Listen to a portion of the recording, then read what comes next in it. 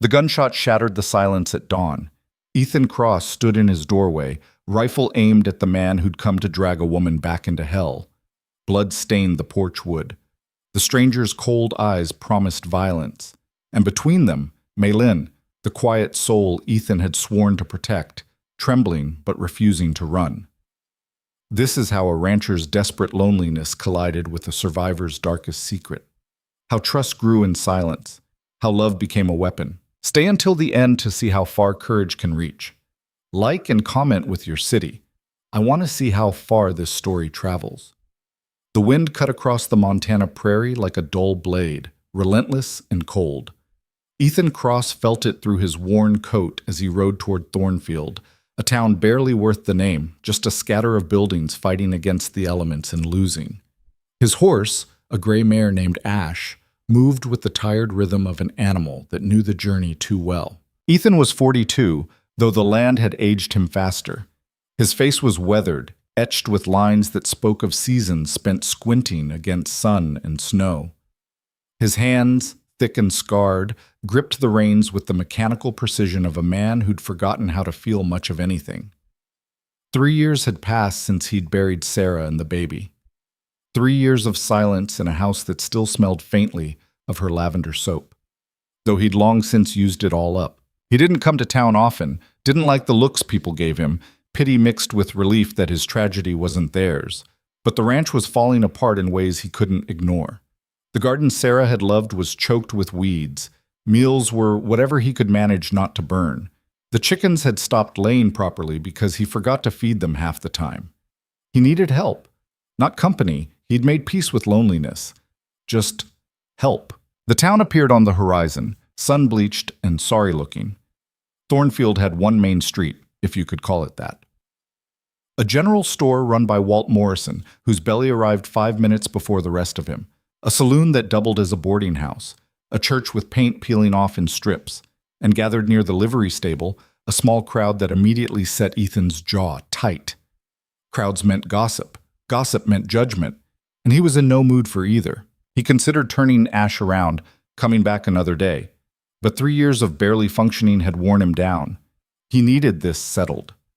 As he approached, the crowd's attention shifted to him briefly before returning to whatever spectacle held them.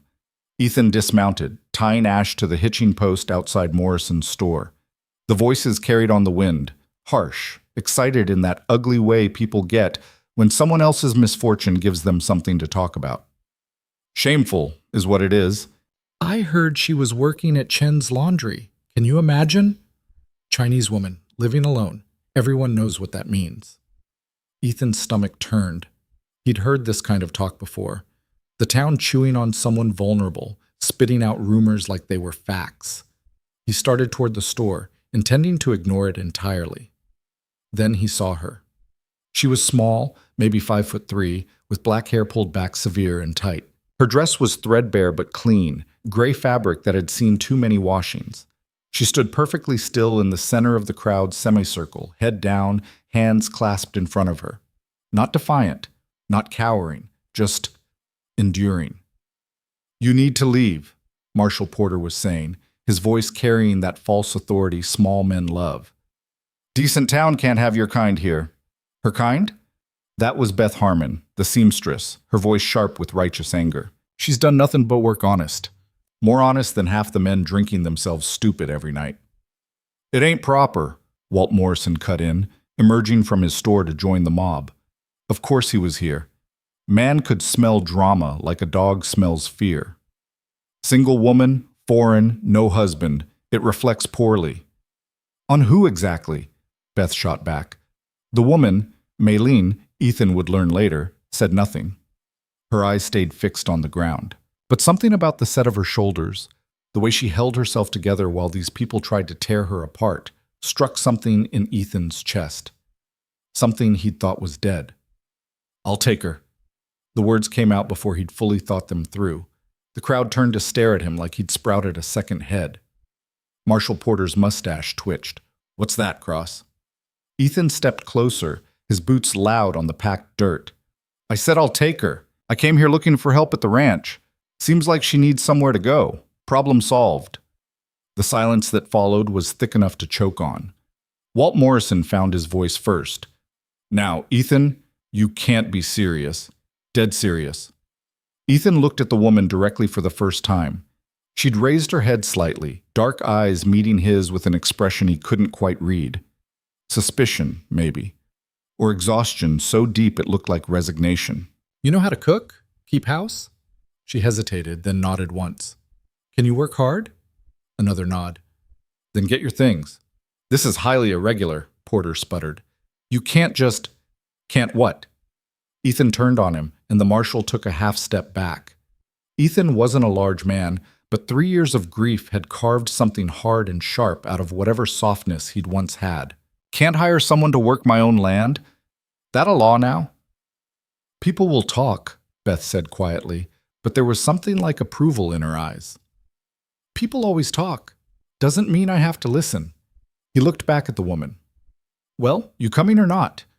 She studied him for a long moment, those dark eyes seeming to measure something in him. Then, without a word, she turned and walked toward the boarding house, her movements quick and precise. The crowd erupted in whispers the moment she was out of earshot. Absolutely improper. What's he thinking?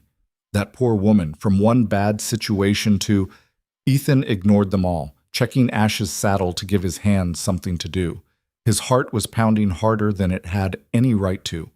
What the hell had he just done? He didn't know this woman, didn't know her story, her past, whether the rumors had any truth to them. For all he knew, he was inviting trouble straight into his home. But when he'd seen her standing there, silent and alone, while the town decided her fate like she wasn't even human enough to have a say. He'd seen Sarah in that crowd once, years ago, before they'd married. Different circumstances, but the same ugly spirit. A pregnant girl from the wrong family, and the good people of Thornfield deciding what should become of her. Sarah had stood tall, met their judgment with fire in her eyes. This woman's fire was different, banked down, hidden. But he'd seen the ember of it. Or maybe he was just a fool who couldn't stand by and watch. You're making a mistake, Cross. Porter had sidled up, trying for friendly concern now. Woman like that alone, there's usually a reason. Yeah, Ethan said flatly. Same reason you're still single at 50. Sometimes people just want to be left alone. He walked away before Porter could respond, heading toward Morrison's store to gather supplies. If he was bringing someone to the ranch, he'd need more than salt pork and coffee. Actual food, vegetables if Morrison had any that weren't half rotted. The store smelled like dust and pickles. Morrison followed him inside, hovering like an anxious wasp. I'm not trying to cause trouble, Ethan, he started. But that woman, there's talk she ran away from something. Or someone. Ethan grabbed a sack of flour, checking the weight. Isn't there always? I'm serious. Chen, the man who ran the laundry, he said she showed up 6 months ago, practically nothing on her back. Wouldn't say where from. Worked like a demon, never talked to anyone. Then Chen died 2 weeks ago. Heart just gave out, and she's been, well, existing. Sounds like she's had a rough time. Ethan added beans, dried apples, a precious jar of honey. All the more reason she could use decent work. Morrison leaned in, voice dropping. What if whoever she ran from comes looking? Then I'll handle it. You don't even know, saw it? Walt. Ethan turned to face him fully. I know she's a human being getting treated like garbage by people who should know better. That's enough. He paid for the supplies in silence, Morrison's disapproval hanging in the air like smoke. By the time Ethan emerged, the woman was waiting by his horse, a single small bag clutched in her hands. Everything she owned, probably. She didn't look at him as he loaded the supplies, didn't speak, just stood there with that same careful stillness, like a deer that knows the wolves are watching. You can ride? Ethan asked. She shook her head. All right, you'll ride with me then. It's about an hour to the ranch. He mounted first, then extended his hand down to her. She stared at it for a moment, and he noticed for the first time the scars on her wrist. Faint, but unmistakable. Old rope burns, maybe. Or something worse. She took his hand. Her grip was stronger than he expected, calloused from work. He pulled her up behind him, and she settled onto the horse with the careful precision of someone who'd learned not to take up space. Hold on, he said. Her hands barely touched his coat. They rode out of Thornfield in silence, the town's whispers following them like ghosts. Ethan felt the weight of what he had done settling on his shoulders. A strange woman, probably running from something, now headed to his isolated ranch where it would be just the two of them. Sarah would have called him 7 kinds of fool, but Sarah was dead, and this woman was alive, and alone, and he'd be damned if he added to her list of people who'd let her down. The prairie opened up around them, endless and indifferent. The wind carried the smell of sagebrush and distant rain. Behind him, the woman sat rigid, her breathing so quiet he could barely hear it. "Name's Ethan," he said after 20 minutes of silence. "Ethan Cross." A long pause, then so soft he almost missed it. "Maylene." Her voice carried an accent, shaping the words differently than he was used to. But it was a good voice, steady. "Maylene," he repeated, testing it. "That's a nice name." She didn't respond, didn't need to. They rode on. The ranch appeared gradually, first the fence line, sagging in places where winter had done its damage. Then the barn, weathered gray but still standing. Finally, the house itself. 2 stories of rough timber, windows that needed washing, a porch that creaked under its own weight. It had been beautiful once when Sarah was alive and cared about such things. Now it just looked tired. Ethan dismounted, then helped Maylene down. She landed lightly, immediately stepping back to put distance between them. Smart woman. "Barn's there," he said, pointing. "Chickens are out back, though half of them have gone feral. Wells by the house. Water's good. Gardens." He gestured at the weedy disaster that had once been Sarah's pride. "Well, needs work." Maylene's eyes moved over everything, cataloging, assessing. He couldn't tell what she thought. "House has 3 bedrooms upstairs. You can take the one on the left. It's got a lock on the inside." He met her eyes directly. "You'll use it. I don't want you feeling... I'm not..." He stumbled over the words, feeling his face heat. "You're safe here. That's not negotiable." Something shifted in her expression. Not quite trust, but maybe the beginning of it. "I'll show you inside," he continued. "You can settle in, look around. Tomorrow we'll talk about what needs doing. But today, just get your bearings." He led her up the porch steps, which groaned under their weight. The door stuck, it always did, and he had to shoulder it open. Inside, the house smelled like cold ashes and loneliness. Dust hung in the afternoon light, slanting through dirty windows. "Kitchen's through there," Ethan said, pointing. "Pump works mostly. Pantry's got basics. Stove's temperamental but functional, if you know how to sweet-talk it." Maylene moved into the kitchen, her footsteps barely audible. He watched her take it in. The dishes piled in the basin, the floor that needed sweeping, the general air of a place where someone had stopped caring about the details. "Upstairs," he said. She followed him up the narrow staircase. The steps creaked. Everything in this house creaked. He showed her the bedroom on the left, smaller than the master, but it had good light and, more importantly, that lock he'd installed after Sarah died, when he'd briefly considered renting the room out and wanted any boarder to feel secure. "This one's yours," he said. "I'm across the hall. 3rd room's just storage now." Maylene stepped inside, setting her bag down on the bed with a care that suggested she didn't own much worth breaking. She looked around, at the simple furniture, the window overlooking the front yard, the door with its lock. "Thank you," she said quietly. 2 words, but they carried weight. Ethan nodded, suddenly awkward. "I'll let you settle. Come down when you're ready. No rush." He retreated to his own room, closing the door and leaning against it. His hands were shaking slightly. What the hell was wrong with him? He'd done a decent thing, that's all, given someone work who needed it, nothing to get twisted up about. But the house already felt different. The silence wasn't quite so heavy. The emptiness had shape now. Presence. He sat on his bed, the same bed he'd shared with Sarah, and put his head in his hands. 3 years he'd managed alone. 3 years of just going through the motions, surviving but not living. And now, on an impulse he barely understood, he'd changed everything.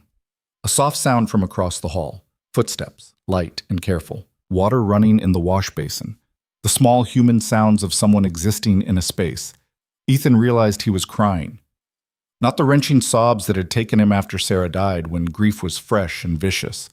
Just tears sliding quiet down his face, for reasons he couldn't fully name. Relief, maybe? Or fear? Or just the simple fact that someone else was breathing in his house, and it didn't feel wrong. He wiped his face roughly and stood. Enough of that. Work to do. Animals to tend. A life to figure out how to live. Downstairs, he built up the fire in the stove and put coffee on. The familiar motion steadied him. By the time Maylene came down 20 minutes later, he'd gotten himself together. She'd washed her face, smoothed her hair. In the better light, he could see she was younger than he'd first thought, maybe 30. Pretty, in a way that made him immediately uncomfortable to notice. He wasn't looking for that. Didn't want that. Just needed help. That's all this was. Coffee? He offered. She nodded. They sat at the kitchen table, the silence between them not quite comfortable but not hostile either. Ethan sipped his coffee, too strong as usual, and tried to figure out what to say. The work's honest, he started. Cooking, cleaning, garden, if you're willing. I'll pay you fair, $5 a month plus room and board. Her eyes widened slightly. That was good money for this kind of work, and they both knew it. I'll work hard, she said softly. I believe you. He paused. People in town, what they said. I don't need to know your story. Everyone's running from something out here. But if someone might come looking for you, I should know. For safety. Her hands tightened on her coffee cup. For a moment, he thought she wouldn't answer. I left a bad situation, she said finally, each word carefully chosen. I do not think he will find me here, but I cannot promise. He? Yes. Husband? A long pause. Yes. Ethan absorbed this. He hurt you. It wasn't a question. She didn't treat it like one. I will work hard, she repeated, and her voice had an edge now, a pride. I will earn my place.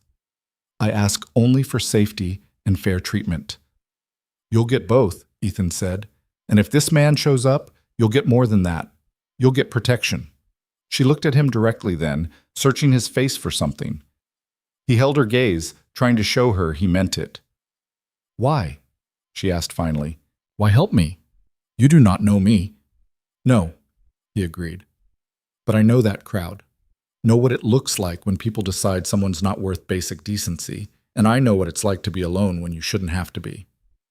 Understanding flickered in her eyes. You lost someone. My wife. 3 years ago. Her and the baby. The words still hurt to say, probably always would. So I guess we're both running from ghosts. Maylene nodded slowly. Then, to his surprise, she stood and moved to the kitchen counter, surveying what was there. I will make dinner, she said. You have been kind. I will show you I am worth the kindness. You don't have to. I want to. And there was something in her voice, not just gratitude, but need. The need to prove value, to earn her place. He understood that, had felt it himself more times than he could count. All right, he said, I'll tend the animals. Give you space to work. Outside, the wind had picked up, carrying the smell of coming rain. Ethan made his way to the barn, where the 2 cows and Ash waited. The chickens scattered at his approach, half-wild things that he'd let become too independent. He went through the evening chores mechanically, his mind elsewhere. In the house behind him, lamplight glowed in the kitchen window. A woman he barely knew was cooking dinner in Sarah's kitchen, using Sarah's pots, standing where Sarah had stood. It should have felt like betrayal, should have hurt. Instead, it felt like the house was breathing again. By the time he finished and washed up at the pump, full dark had fallen. He dried his hands on his pants, Sarah would have scolded him for that, and headed inside. The smell hit him first, something savory and complex, completely unlike anything he'd managed to produce in 3 years. His stomach growled so loudly he was embarrassed. Maylene had set the table, 2 places, across from each other. A pot sat in the center, steam rising from it, and the scent was incredible. Ginger and garlic, and something else he couldn't name. I used what you had, she said, a little nervously. The vegetables were not good, but I made it work. And the dried pork and rice. It smells amazing, Ethan said honestly. They sat. She served him. A bowl of something that was part soup, part stew, rich and fragrant. He took a bite and nearly groaned. It was the best thing he'd tasted in years. This is incredible, he said. Where'd you learn to cook like this? My grandmother, Maylene said softly. In China, before I came here.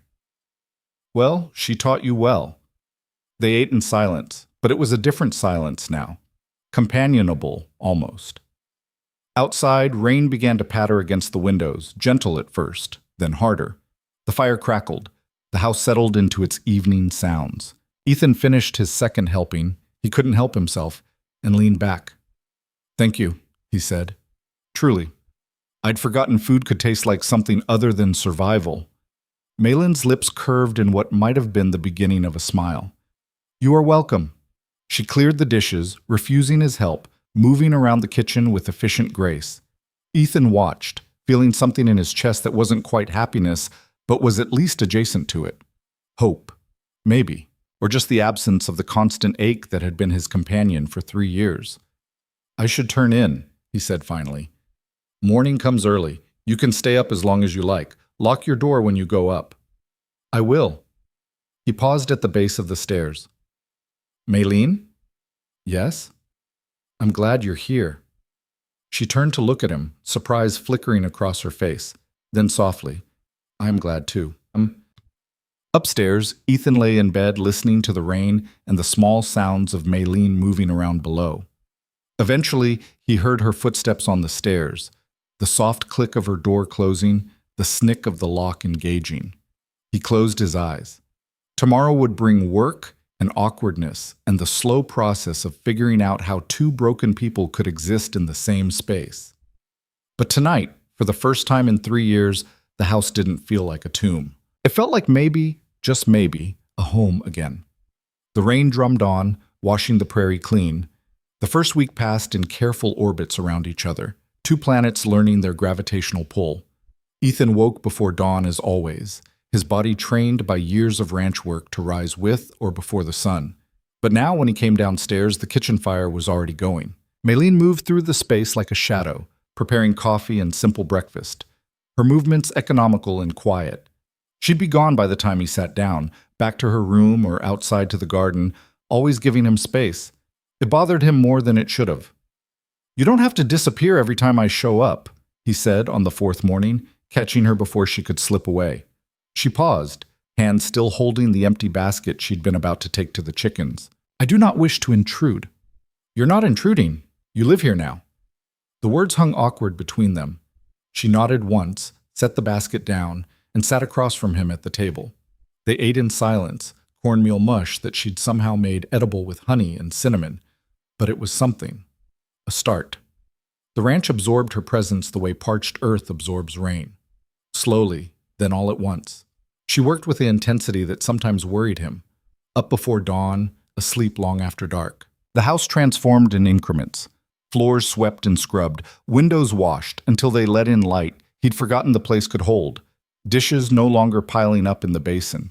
She attacked the garden like it had personally wronged her, pulling weeds with vicious efficiency, turning the soil, coaxing life back into ground that had been neglected too long. You're going to work yourself to death, Ethan said one afternoon, finding her on her knees in the garden plot despite the heat that had even the chickens seeking shade. I am fine. You're not fine. You've been out here 4 hours without water. She sat back on her heels, wiping sweat from her forehead with the back of her hand. Her sleeves were rolled up, exposing more of those scars on her wrists, and he noticed now faint marks higher up her arms. Burns, maybe, or something he didn't want to think about.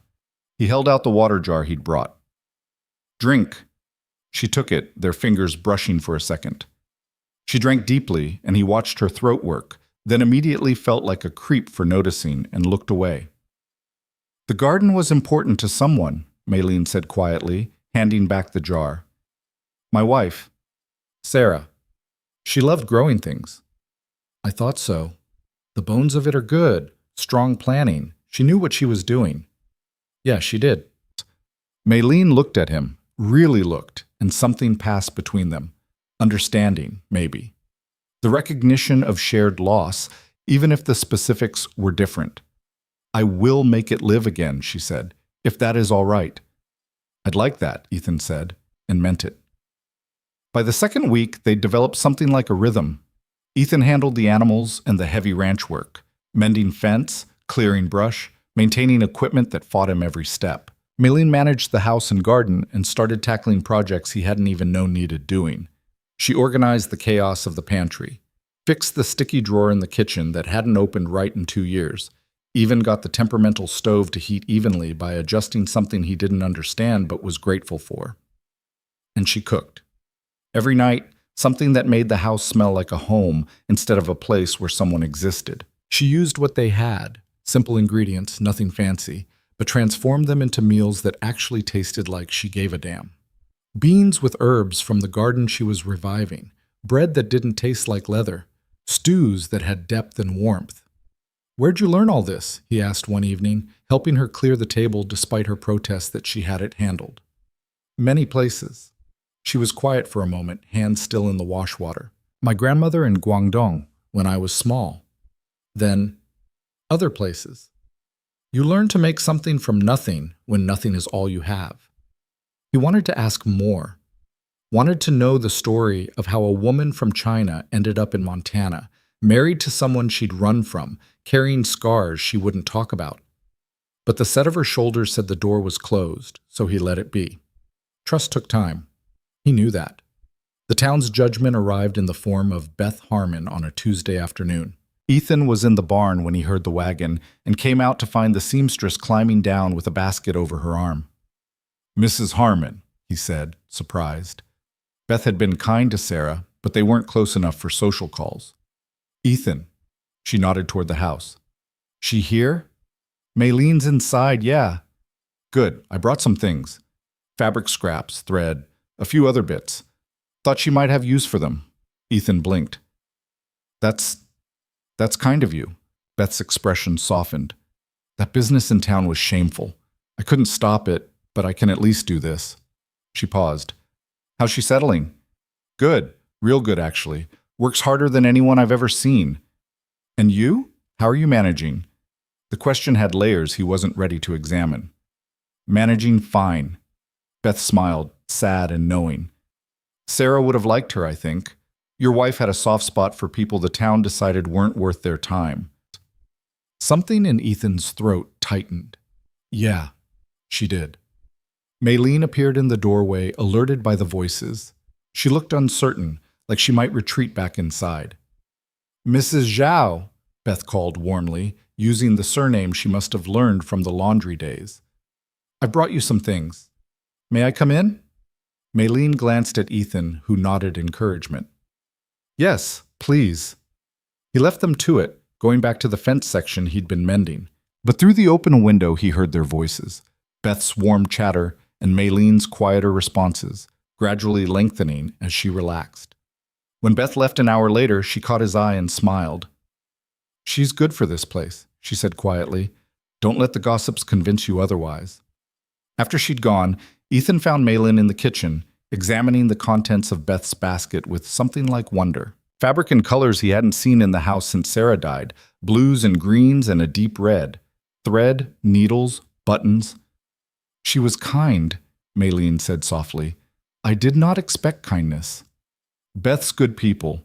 There's a few like her in Thornfield, even if they're not loud about it." Maylene ran her fingers over a piece of blue fabric, and he saw her calculating. "I can make curtains," she said, "for the kitchen. And perhaps my dress is very worn. I could make another if that is all right." "It's more than all right. Use whatever you need." That night, after dinner, she sat in the lamplight with the fabric and began to sew. Ethan pretended to read a book he'd already read twice, but mostly watched her hands move, quick and sure, the needle flashing. She was good at this too, good at everything she touched, like she'd spent a lifetime learning to be indispensable.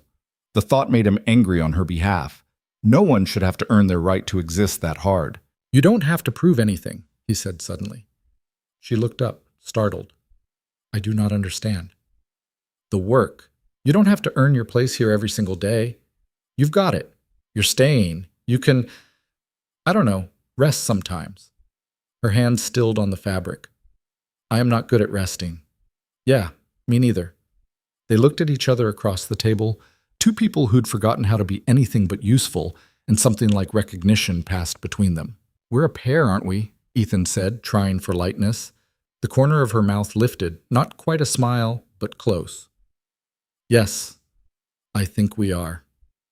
June bled into July, and the heat came on heavy, the kind of dry, relentless heat that baked the prairie hard and made every task feel twice as difficult. Ethan worked shirtless more days than not, skin darkening under the brutal sun.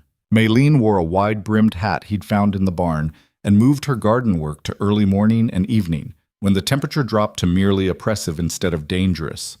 They talked more. Small things at first. Comments about the weather, the animals, what needed doing, then larger things. Ethan told her about the ranch, how it had been his father's before him, how Sarah had transformed it from a rough bachelor setup into something worth coming home to. Malin listened with an attention that made him feel heard in a way he hadn't in years. She shared less, but what she gave felt precious because it was so carefully offered. Her grandmother who'd raised her. The crossing to San Francisco that had taken months and left her sick for weeks after. The jobs she'd worked, laundry, sewing, cooking in a boarding house kitchen where the owner's son had hands that wandered until she broke his finger and got fired for it. Good, Ethan said when she told him that story. He had it coming. The finger or the firing? Both, neither. He shouldn't have touched you in the first place. She looked at him with those dark, searching eyes. Most men do not think that way. Then most men are bastards. That got him an actual smile. Small, but real. It did something to his chest that he refused to examine too closely. The garden came back to life under her hands. Tomatoes ripened on vines she'd staked with scrap wood. Beans climbed strings she'd strung between posts. Herbs flourished in a section near the house. Basil and thyme, and something she called cilantro that smelled green and sharp. She worked that plot like it was holy ground, and maybe for her it was. Maybe growing things was how she proved to herself she was still alive. He understood that too. One evening in mid-July, he came in from a brutal day of clearing a drainage ditch to find the kitchen transformed. She'd hung the curtains she'd made, that deep blue fabric, simple but clean. The windows were open to catch any hint of breeze, and she'd set the table with wildflowers in a jar. Nothing fancy, but it made the room feel intentional, cared for. "It looks good," he said, and his voice came out rougher than intended. "I hope it is all right. I did not want to overstep." "It's not overstepping. It's—" He struggled for words. "It's nice. Coming home to something nice." She ducked her head, but he saw the pleasure in her expression. "Dinner will be ready soon. There is water in the basin if you want to wash." He did, scrubbing 3 layers of mud and sweat off before sitting down. She'd made something with the fresh vegetables. A stir-fry, she called it, though the name didn't matter as much as the taste. It was good. Everything she made was good. "I was thinking," he said, halfway through the meal, "we should go to town next week. Pick up supplies before the heat gets worse. You could get whatever you need, fabric, thread, anything else." She tensed immediately. "I do not need to go to town. Maylene, I am fine here. I do not wish to go back there." He understood. Of course he did. But hiding forever wasn't the answer either. "They don't get to make you afraid," he said carefully. "Those people in town, they don't get to decide where you go or don't go. They have already decided. Then we'll change their minds. You cannot change people like that. Maybe not, but we can show them they're wrong about you. And even if we can't, even if they stay stupid and judgmental, you still get to exist in the world. You don't have to hide." She was quiet for a long time, pushing food around her plate. "You do not understand what it is like," she said finally, "to be looked at the way they look at me. Like I am less. Like I am something shameful. You're right. I don't understand that exactly, but I understand what it's like when people look at you and only see what you've lost. When every conversation is them wondering if you're holding together or about to break." He met her eyes. "I stopped going to town for a year after Sarah died. Just couldn't stand it. But eventually I had to go back because hiding wasn't living either." "And did it get better?" "Some. Most people stopped bringing it up every damn conversation. The pity got quieter, at least." He paused. "And the ones who still made it weird, I learned they weren't worth my time anyway. Maylene considered this, her expression unreadable. If I go, people will talk. People are already talking. Let 'em. We know the truth, that you're working honest, living decent, not bothering anyone. That's what matters. Is it? The question was soft, but it hit hard. Was it enough? In a world that judged people like her harshly just for existing, was living quietly and honestly actually enough? It should be, Ethan said. And until it is, you've got someone in your corner who won't let them forget it. She looked at him for a long moment, something shifting in her expression. Why do you care so much? Because someone should. Because you deserve to be treated like a human being. Because... He stopped, uncertain how to finish that sentence. Because when she smiled that rare smile, the house felt lighter. Because her presence had reminded him what it was like to be something other than alone. Because somewhere in the past month, she'd become important in a way he didn't have words for? Because you do, he finished lamely. She didn't push, just nodded slowly. All right, we will go to town. But if it is terrible, we leave.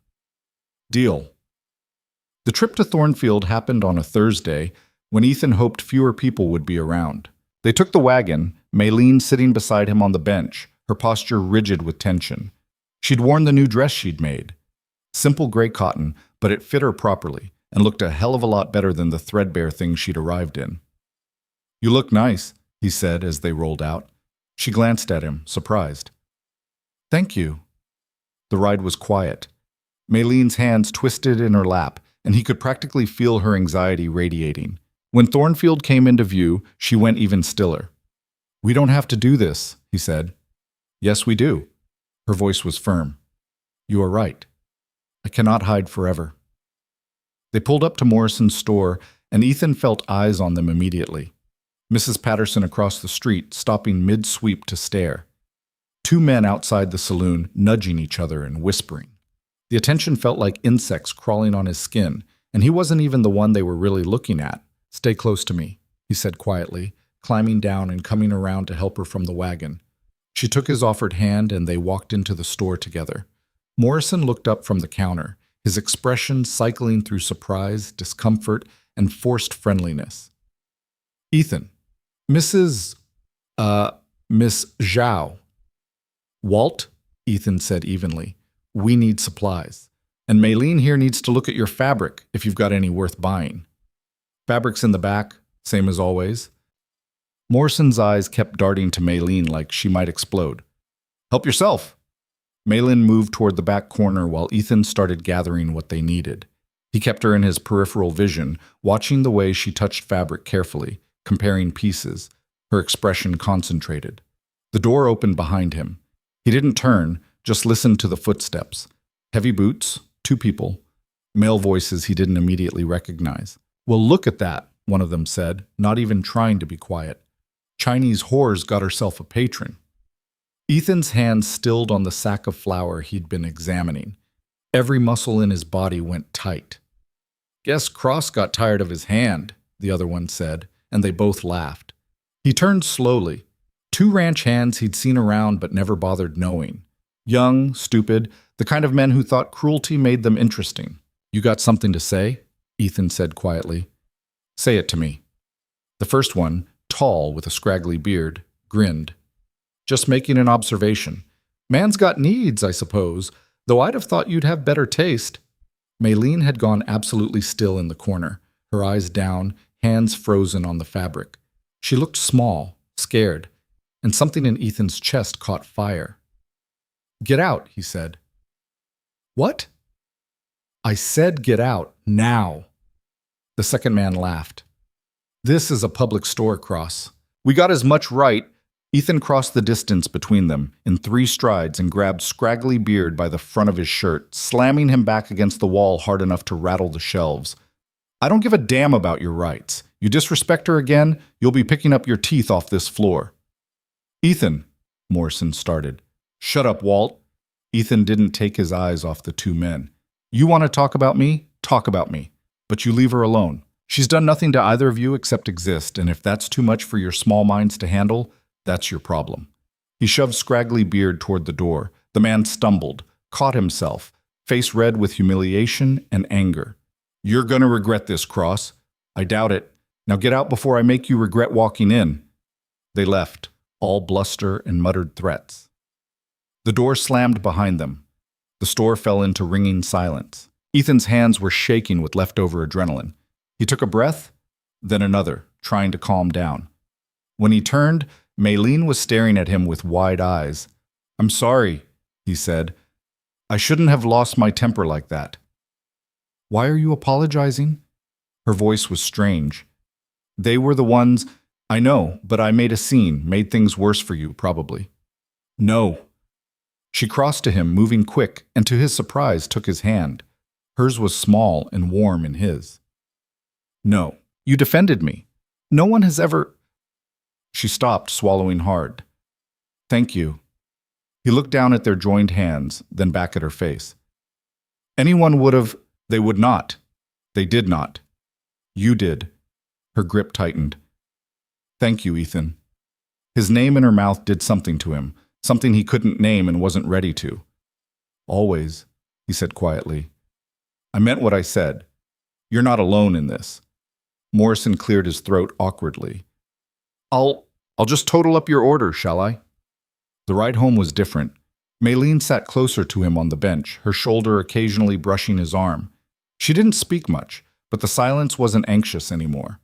It was something else, something that felt dangerously like companionship. That night, after dinner, Ethan sat on the porch watching the sun paint the prairie gold and red. The door opened behind him, and Maylene came out, settling into the other chair without asking. They sat together, watching the light fade. "I was married at 19, she said suddenly, in San Francisco. He seemed kind at first. Successful. He had a business, importing goods. Said he would take care of me." She paused. "It was a lie. All of it." Ethan didn't move, barely breathed, afraid if he did, she'd stop. He was cruel. In small ways at first, then larger. "I tried to be a good wife, tried to please him, but nothing was ever enough. He wanted—" She stopped, her voice catching. "He wanted me broken, obedient, less than human." "Jesus," Ethan breathed. "I stayed for 8 years, 8 years of trying to disappear small enough that he would not notice me. But he always did. Always found something wrong." She touched her wrist, those old scars. "These are from when I tried to leave the first time. He tied me up for 3 days, said he was teaching me loyalty." Rage flooded through Ethan so fast and hot, he thought he might choke on it. "Where is he now?" "San Francisco, I think. I waited until he went on a business trip to Sacramento. Took what little I had and ran. Came east, kept moving, found work where I could. Eventually ended up in Thornfield." She looked at him. "I've been running for almost a year. Every day I think he might find me, that someone will tell him where I am, that I will wake up and he will be there." "He won't," Ethan said fiercely. "I won't let him near you. You cannot promise that." "I can, and I do." He turned to face her fully. "Maylene, I swear to you, that man comes here, he'll have to go through me, and he won't." She studied his face in the dying light. "You barely know me." "I know enough. I know you're brave as hell. I know you survived something that would have destroyed most people. I know you deserve better than what you got." He paused. "And I know that having you here has made my life better in ways I didn't think were possible anymore." Her eyes glistened. "Ethan, I'm not asking for anything," he said quickly. "I'm not expecting. This isn't about that. I just want you to know you're safe here, for as long as you want to stay." A tear slid down her cheek, catching the last of the sunlight. "I want to stay." "Then stay." She nodded, wiping at her face. They sat in silence as darkness fell, close enough that he could hear her breathing, far enough that she didn't feel crowded. The prairie stretched out around them, vast and indifferent, but the porch felt like the only place in the world that mattered. Inside, something had shifted. They both felt it. The next morning, Maylene came down to find Ethan had already made coffee. Badly, but he'd tried. She smiled at the gesture and started breakfast while he headed out to the barn. They moved around each other with increasing ease, learning the patterns of each other's days. She'd stopped locking her door at night. He noticed but didn't comment. The heat broke in late July with a storm that rolled in fast and violent. Ethan saw it coming and rushed to get the animals secured, Maylene helping him drive the cows into the barn and wrestle the barn doors closed against wind that was already shrieking. They made it back to the house just as the rain started, huge drops that hit like stones. Inside, they stood dripping in the kitchen, breathing hard. "That's going to be a bad one," Ethan said, watching through the window as lightning split the sky. Maylene had gone pale. "How bad?" "Prairie storms can be rough, but the house is solid. We'll be fine." Thunder cracked so loud the windows rattled. Maylene flinched violently, her whole body going rigid. "Hey," Ethan said gently. "It's all right, just noise." Another crack of thunder, closer. Maylene made a small sound in her throat and wrapped her arms around herself, shaking. "Maylene?" She wasn't hearing him. Her eyes had gone distant, fixed on something he couldn't see. Her breathing was coming too fast, ragged at the edges. "Maylene!" He moved closer carefully. "You're safe. It's just a storm." "He would—" She gasped. "When it stormed, he would lock me. The basement was so dark." Understanding crashed over Ethan. The storm was triggering something, dragging her back to whatever hell she'd lived through. "You're not there," he said firmly, catching her shoulders. "You're here, with me, in Montana. You're safe." She looked at him but didn't seem to see him. Another crack of thunder and she crumpled, hands over her ears, trembling so hard her teeth chattered. "Okay," Ethan said, thinking fast. "Okay, come here." He guided her to the couch in the front room, away from the windows, sat her down and grabbed a blanket, wrapping it around her shoulders. Then, feeling awkward but desperate to help, he sat beside her and pulled her against his side, one arm around her shoulders. "Listen to my voice," he said quietly, keeping his tone steady even as thunder rolled overhead. "You're safe. I'm right here. Nothing's going to hurt you. The storm's just weather. It can't touch you." She was rigid against him, shaking, her hands clutched in the blanket. He kept talking, a low murmur of reassurance, and gradually, so gradually he almost didn't notice, she began to soften. Her breathing slowed. The trembling eased. "That's it," he said. "Just breathe. You're doing fine." "I am sorry," she whispered. "Nothing to be sorry for. Everyone's got something that sets them off. This is yours." He would lock me in the dark when he was angry, sometimes for days. There was water in the basement, always so much water, and the sound— She shuddered. "The rain sounds like that water." Ethan's jaw clenched so hard it hurt. "He's not here. You're never going back there. I promise you that." She turned her face into his shoulder, and he felt her tears soaking through his shirt.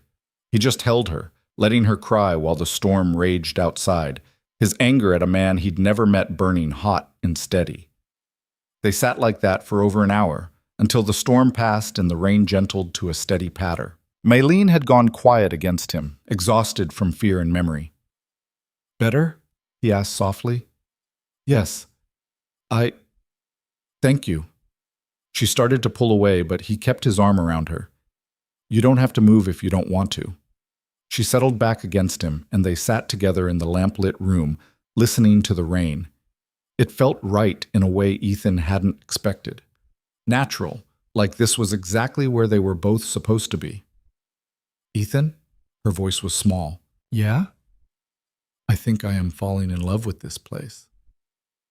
Not him. The place. But the way she said it, pressed against his side, made him think maybe she meant more than just the land. "Yeah," he said quietly. "Me too." The days after the storm were different, softer somehow. They'd crossed some invisible line, and neither of them seemed inclined to step back over it. Ethan started noticing the small things. The way Maylene hummed while she worked in the garden, a melody he didn't recognize but found himself listening for. How she'd started leaving her door open during the day, a silent invitation that said she trusted this place, trusted him. The rare moments when she laughed, really laughed, not just a polite smile, and the sound-filled spaces in the house that had been hollow for too long. He noticed other things too, the curve of her neck when she bent over her sewing, the strength in her hands when she kneaded bread dough, the way afternoon light caught in her dark hair. He noticed, and then felt guilty for noticing, and then felt stupid for feeling guilty because she was a grown woman and he was a grown man and noticing wasn't a crime. But Sarah had been dead only 3 years. Some days it felt like yesterday. Other days it felt like a lifetime ago. He didn't know what he was supposed to feel. August came in hot and stayed that way. The work was relentless. Hay to cut and stack, fences to mend before winter, 1,000 small tasks that kept Ethan busy from dawn until dark. Maylene worked just as hard, preserving vegetables from the garden that was now producing more than they could eat fresh. The kitchen smelled constantly of vinegar and dill, tomatoes simmering down for sauce, beans being put up in jars. "You're going to fill the whole cellar at this rate," Ethan said one evening, watching her work. "Good. Then we will not starve when winter comes." She wiped sweat from her forehead with her sleeve. "In China, my grandmother would preserve everything, waste nothing. She lived through famine. She taught me to respect food." "Your grandmother sounds like she was quite a woman." "She was." Maylene's expression softened. Very small, very fierce. She could carry 2 buckets of water on a pole across her shoulders and walk for miles. When the men in the village said women should not learn to read, she learned anyway and taught me in secret. I would have liked to meet her. She would have liked you. She respected men who did not fear strong women. Ethan felt his face heat. "Is that what you are? A strong woman?" Maylene looked at him directly. "I am alive. That required strength. So yes." The simple certainty in her voice did something to his chest. "Yeah," he said quietly. "You are." They held each other's gaze a moment too long, and Ethan felt the air between them shift, become heavier, more charged. Maylene looked away first, returning to her work, but color had risen in her cheeks. He excused himself and went outside, needing air that didn't smell like attraction and possibility, and all the things he'd told himself he wasn't ready for. The trouble arrived on a Thursday in mid-August, riding a dust-covered horse and wearing a smile that didn't reach his eyes. Ethan was repairing the chicken coop when he heard hoofbeats. He straightened, shading his eyes against the afternoon glare. A stranger was approaching, well-dressed for the frontier, dark suit somehow still crisp despite the heat, black hair slicked back. Chinese, Ethan noted, and felt his stomach clench with instinctive warning.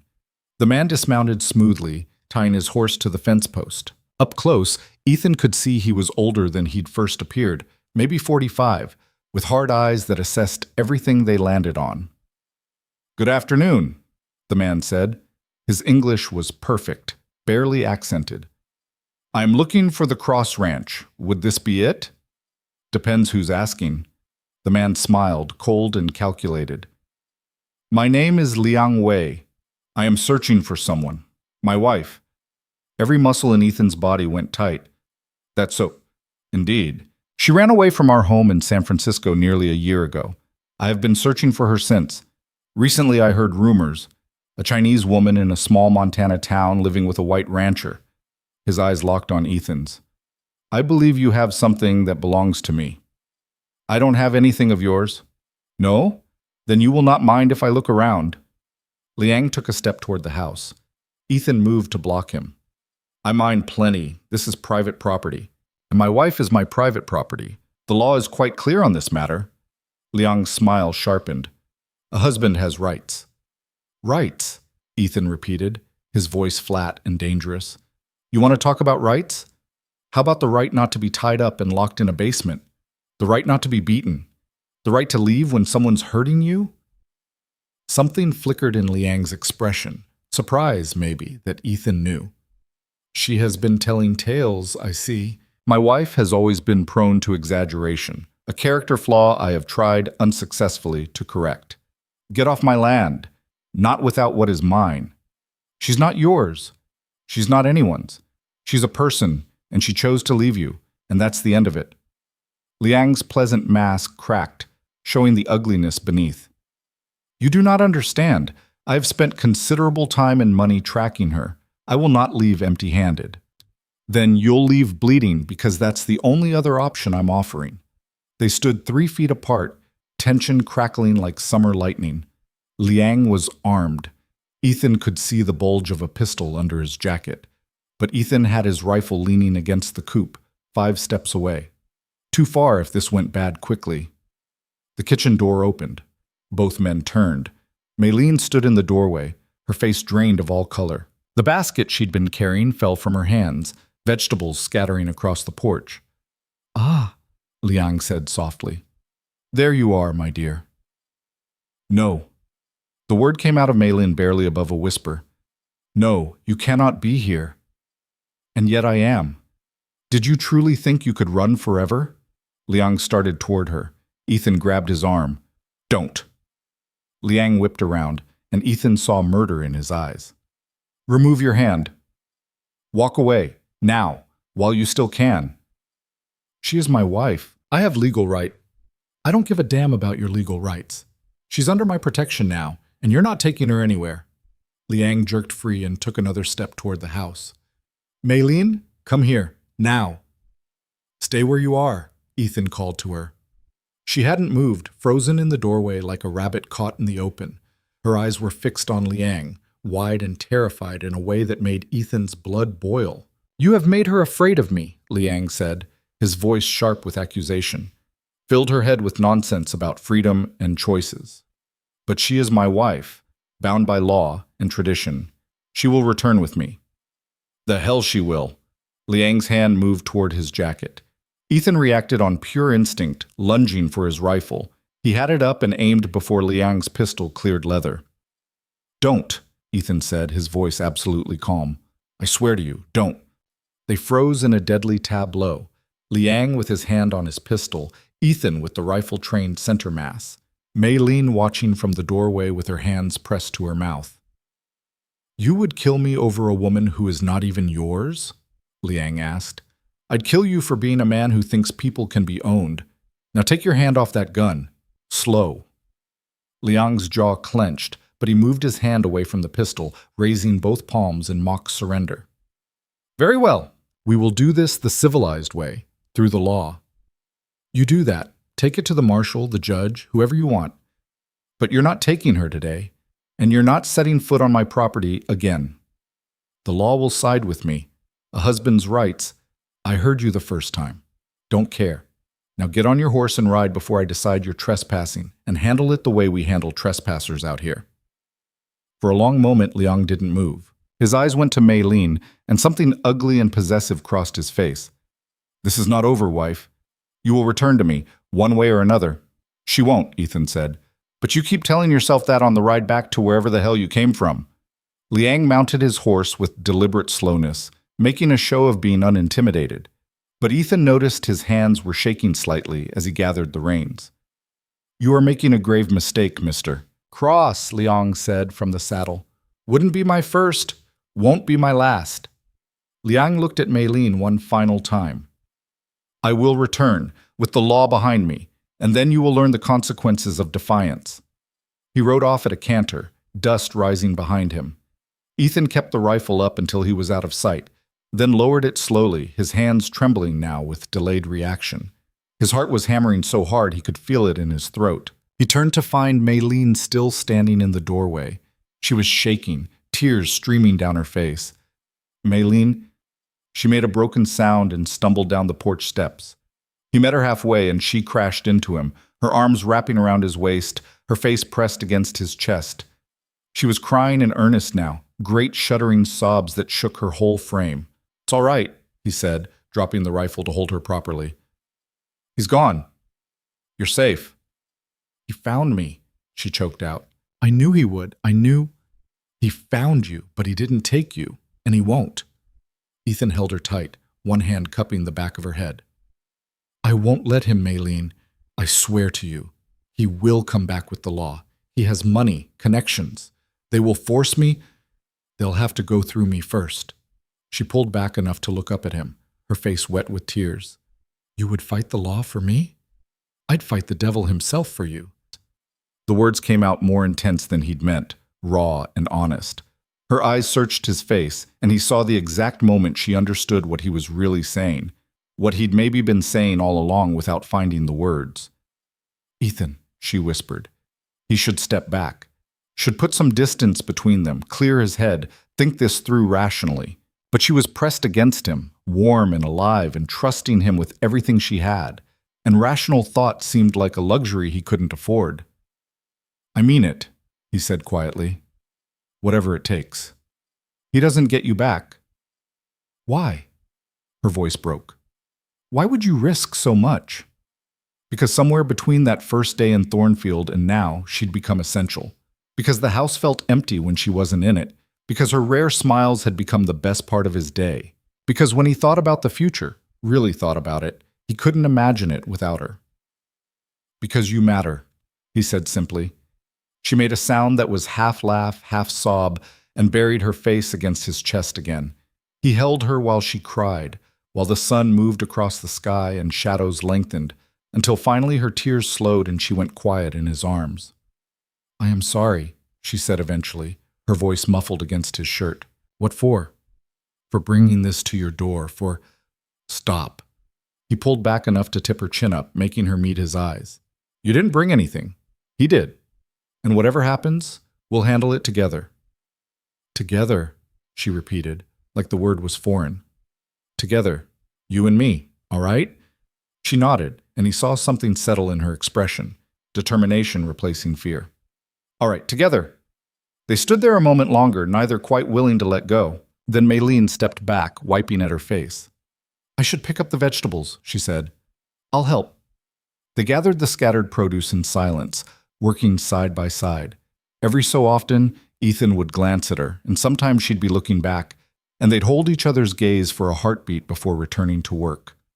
Something had shifted. Something fundamental. They both felt it. That night, Ethan couldn't sleep. He lay in bed staring at the ceiling, replaying the confrontation over and over. Liang's cold confidence, Maylene's terror. The moment he'd raise the rifle, knowing absolutely that he'd pull the trigger if it came to it. He'd never shot a man before, never even come close. But today, if Liang had drawn that pistol, he would have, without hesitation. The realization should have scared him. Instead, it felt oddly clarifying. There were lines he wouldn't let anyone cross, and Maylene's safety was one of them. A soft knock on his door brought him upright. Yeah? The door opened a crack. Maylene stood in the hallway, wrapped in a shawl, her hair loose around her shoulders. I cannot sleep, she said quietly. I keep thinking he is outside, that he will come back in the dark. He won't. Not tonight. Ethan swung his legs out of bed, aware suddenly that he was only wearing undershorts and an undershirt. But if it'd make you feel better, I can check the property. No, She hesitated. May I sit with you, just for a while? Every reasonable part of his brain screamed that this was a bad idea. But the rest of him, the part that couldn't stand the thought of her alone and afraid, won out. Yeah, of course. She came in, closing the door behind her, and settled into the chair by the window. Ethan sat back on the bed, leaving proper distance between them. I used to do this when I was a child, Maylene said, looking out at the moonlit prairie. Sit by the window when I was frightened. My grandmother said the moon watched over people who were alone, that it was never truly dark as long as the moon was there. That's nice, comforting. I stopped believing it when I married Liang. The moon watched while he hurt me. It did nothing. Ethan's hands clenched on his knees. I'm sorry that happened to you. I am sorry I was too weak to leave sooner. You're not weak. You survived. That takes more strength than most people ever have to find. She turned to look at him, her face pale in the moonlight. You see me differently than I see myself. Maybe you should start seeing yourself the way I see you. And how is that? Brave, strong, worth protecting. He paused. Beautiful. The word hung between them. Maylene's breath caught. Ethan, I know, he said quickly. I know it's complicated. I know I'm probably the last person you want to hear that from after everything you've been through, but it's true. And I needed you to know. She stood slowly, crossing the space between them, stopped directly in front of him, close enough that he could smell the lavender soap she'd started using, Sarah's soap that he'd found in the back of the cupboard and given her. You are a good man, she said softly. The first good man I have known in a very long time. No, let me finish. She reached out, her fingers gentle against his jaw. You took me in when no one else would. You defended me, protected me, asked nothing in return. You gave me a home when I had nowhere to go. And today, you faced down a man with a gun because you would not let him take me. Her voice broke slightly. How can you think you are anything less than good? Ethan couldn't breathe. Her hand on his face was sending heat through his entire body. She was so close, and he wanted, Maylene, he managed. I don't want you to feel like you have to. I do not feel I have to do anything, she interrupted. For the first time in years, I feel like I can choose, and I am choosing this. She leaned down and kissed him. It was soft, tentative, her lips barely brushing his. Ethan froze, every nerve ending screaming, his mind a chaos of want and guilt and fear of doing the wrong thing. Then she pulled back slightly, and he saw the question in her eyes. The vulnerability and hope and need. He answered by reaching up to cup her face and kissing her back. She made a small sound and melted into him, her hands gripping his shoulders. The kiss deepened, 3 months of careful distance and growing feelings finally finding expression. When they finally broke apart, both breathing hard, Maylene rested her forehead against his. "Is this wrong?" she whispered. I am still married, technically, and your wife, Sarah's been gone 3 years. And what you had with Liang, that wasn't a marriage. That was imprisonment." He stroked her cheek with his thumb. "This doesn't feel wrong to me. Does it feel wrong to you?" "No. It feels like the first right thing I have done in years." He kissed her again, slower this time, trying to pour everything he felt into it. The respect, the protectiveness, the growing realization that somewhere along the way he'd fallen completely for this woman. When they parted, she climbed into the bed beside him, curling against his side. "Just hold me," she said. "Please. I need to know I am safe." "Always," he promised, wrapping his arms around her. They lay together in the moonlight, her head on his chest, his hand stroking her hair. Eventually her breathing evened out into sleep. Ethan stayed awake longer, watching over her, already planning. Liang would come back, that was certain. He'd bring the law, or hired guns, or both. And Ethan needed to be ready, not just to fight, but to win. Because losing wasn't an option, not when it meant losing her.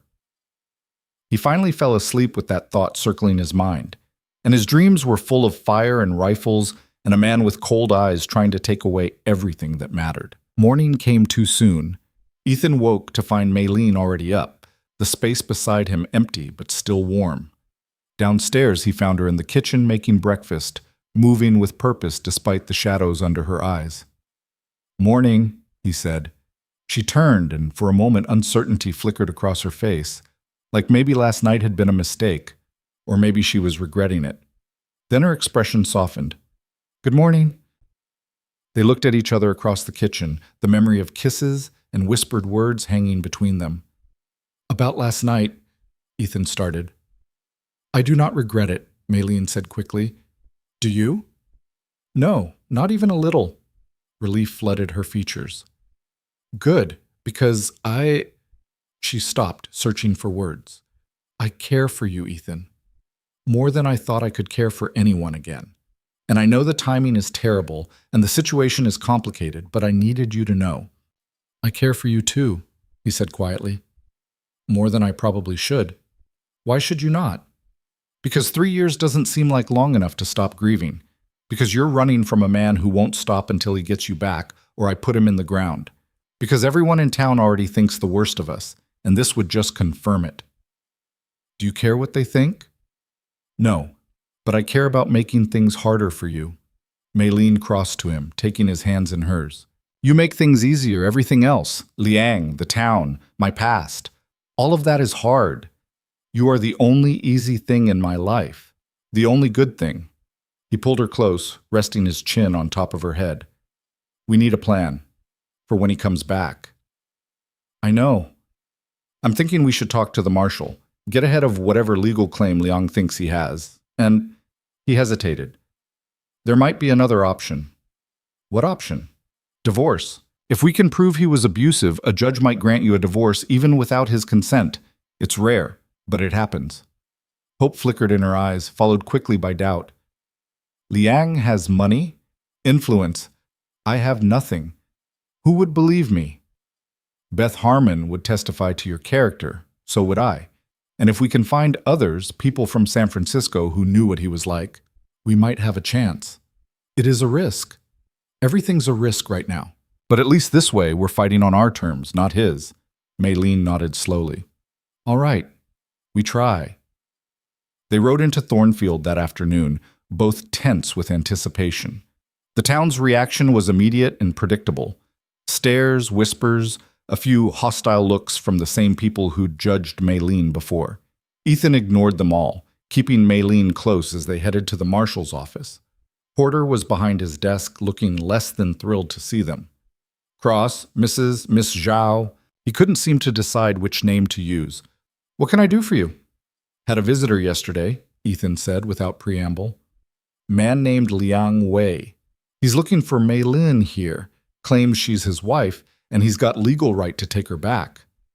Porter's mustache twitched. Well, if she is his wife. She left him because he beat her, locked her up, treated her like property instead of a person. That's a serious accusation. It's the truth, Maylene said quietly, rolling up her sleeve to show the scars on her forearm. Old burns, rope marks, places where skin had healed wrong. He did this, and worse. Porter looked uncomfortable. Even so, the law is clear. A wife's place is not with a man who hurts her, Ethan interrupted. We want to pursue a divorce on grounds of abuse. That's complicated. You'd need proof, witnesses, and even then, most judges won't. Will you help us or not? Porter sighed. I'll send word to the circuit judge, but I can't promise anything, and in the meantime, if this Liang fellow comes back with legal papers, then we'll deal with it, but nobody's taking her anywhere without a fight. Ethan, I can't condone. I'm not asking you to condone anything. I'm asking you to do your job and protect someone who needs it. They left before Porter could sputter more protests. Outside, Maylene took a shaky breath. That went poorly. Could have gone worse. At least it's on record now. Beth Harmon intercepted them before they reached the wagon.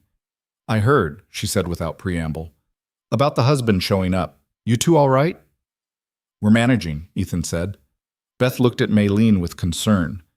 If you need somewhere to stay, somewhere safe, you can come to me. Thank you, Maylene said, and the words sounded genuine. But I will stay at the ranch. With Ethan. Beth's eyebrows rose slightly, but to her credit, she didn't comment on the implications. All right then. But if you need anything, testimony, character witness, whatever, you let me know. We will, Ethan said, grateful. The ride home was quiet. When they reached the ranch, Ethan did a full check of the property. All the places someone could hide, all the approaches someone could use. Everything was clear, but he couldn't shake the feeling of being watched. That night, Maylene came to his room again without asking. They lay together in the darkness, her back pressed against his chest, his arm around her waist. I am afraid, she whispered. Me too. What if the law sides with him? What if... Then we run. Take what we can carry and head somewhere he'll never find us. Canada, maybe, or Mexico. She turned in his arms to face him. You would do that? Leave your home? It's just land, Maylene. You're... He stopped, the words catching in his throat. I am what? Everything, he finished quietly. You're everything. She kissed him then, desperate and fierce, and he kissed her back with matching intensity. When they finally broke apart, both breathless, she pressed her face against his neck. I love you, she whispered against his skin. I did not mean to, did not plan to, but I do. Ethan's heart stuttered. Maylene, you do not have to say it back. I just needed you to know. I love you too, he said, because it was true, and he was tired of pretending otherwise. I think I have for a while now. They held each other in the darkness, two broken people who'd found something whole in each other and tried not to think about the storm coming. The rider came 3 days later in the clean morning light that follows rain. Ethan was mending the chicken coop when Ash's whinny cut through the quiet.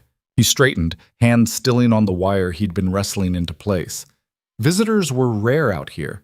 The few they got usually announced themselves with wagon noise long before arrival. This horse came fast and silent. He walked around the barn to get a clear view of the road, and his stomach dropped. A single rider, moving with purpose, dark clothes stark against the prairie grass still wet with dew. Even at this distance, something about the way the man sat his horse spoke of control, authority. The kind of man used to getting what he wanted. Maylin, Ethan called, keeping his voice level. Get inside. She appeared in the garden, basket of tomatoes on her hip. What? Inside. Now. Something in his tone made her move. She dropped the basket and ran for the house, disappearing through the door. Ethan walked back to the barn, grabbed his rifle from where it leaned against the wall, and checked it was loaded. His hands were steady. That surprised him. The rider was closer now, features becoming clear. Chinese, like Maylin. Older, maybe 50, with silver threading through black hair pulled back severe. Expensive clothes, tailored and clean despite the ride. A face that was handsome in a cold way, all sharp angles and harder eyes. He rode straight up to the house like he owned it. Ethan stepped into his path, rifle held loose but ready. That's far enough. The man reined in his horse, a beautiful black gelding that must have cost more than Ethan made in a year. He looked down at Ethan with an expression of mild disdain, like he was examining something distasteful he'd found on his boot. You are Ethan Cross. Not a question. The English was accented but precise.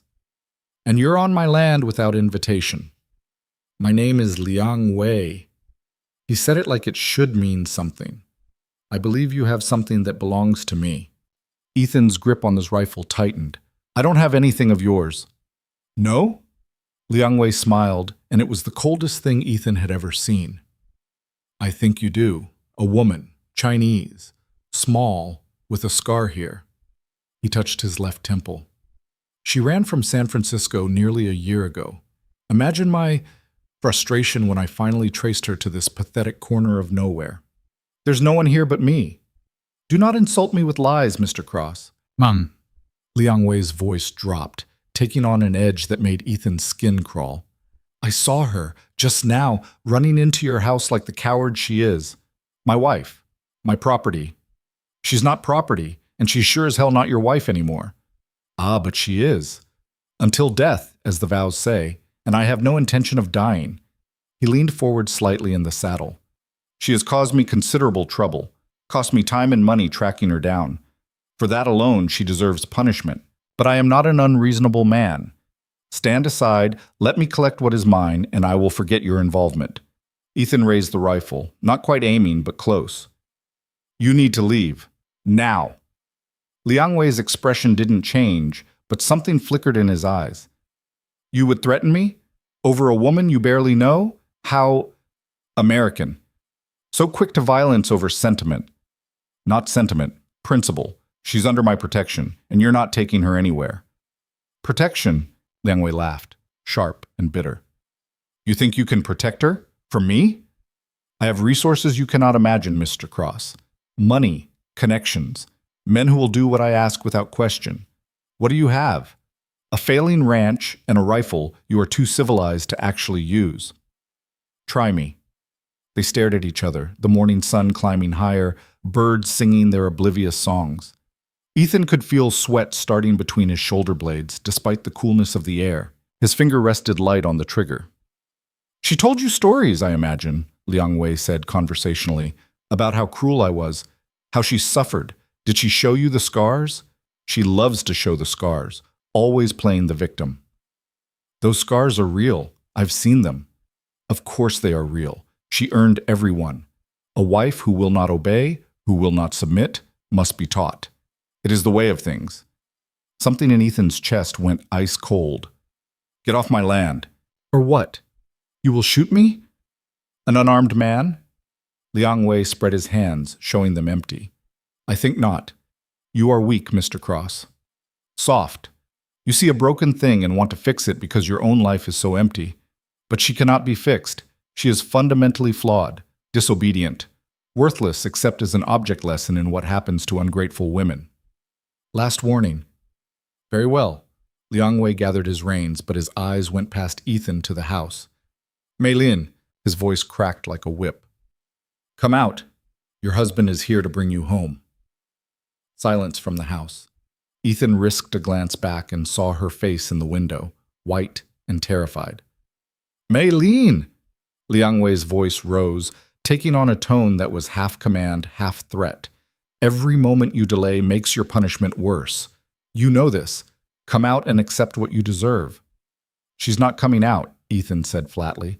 Then I will go in and get her. Liang Wei dismounted in one smooth motion, his expensive boots hitting the dirt with barely a sound. He started toward the house, and Ethan stepped directly into his path, raising the rifle to his shoulder. Don't! Liang Wei stopped, finally looking at Ethan like he was something more than an annoyance. You would truly shoot me. To protect her? Without hesitation. How noble! How pointless!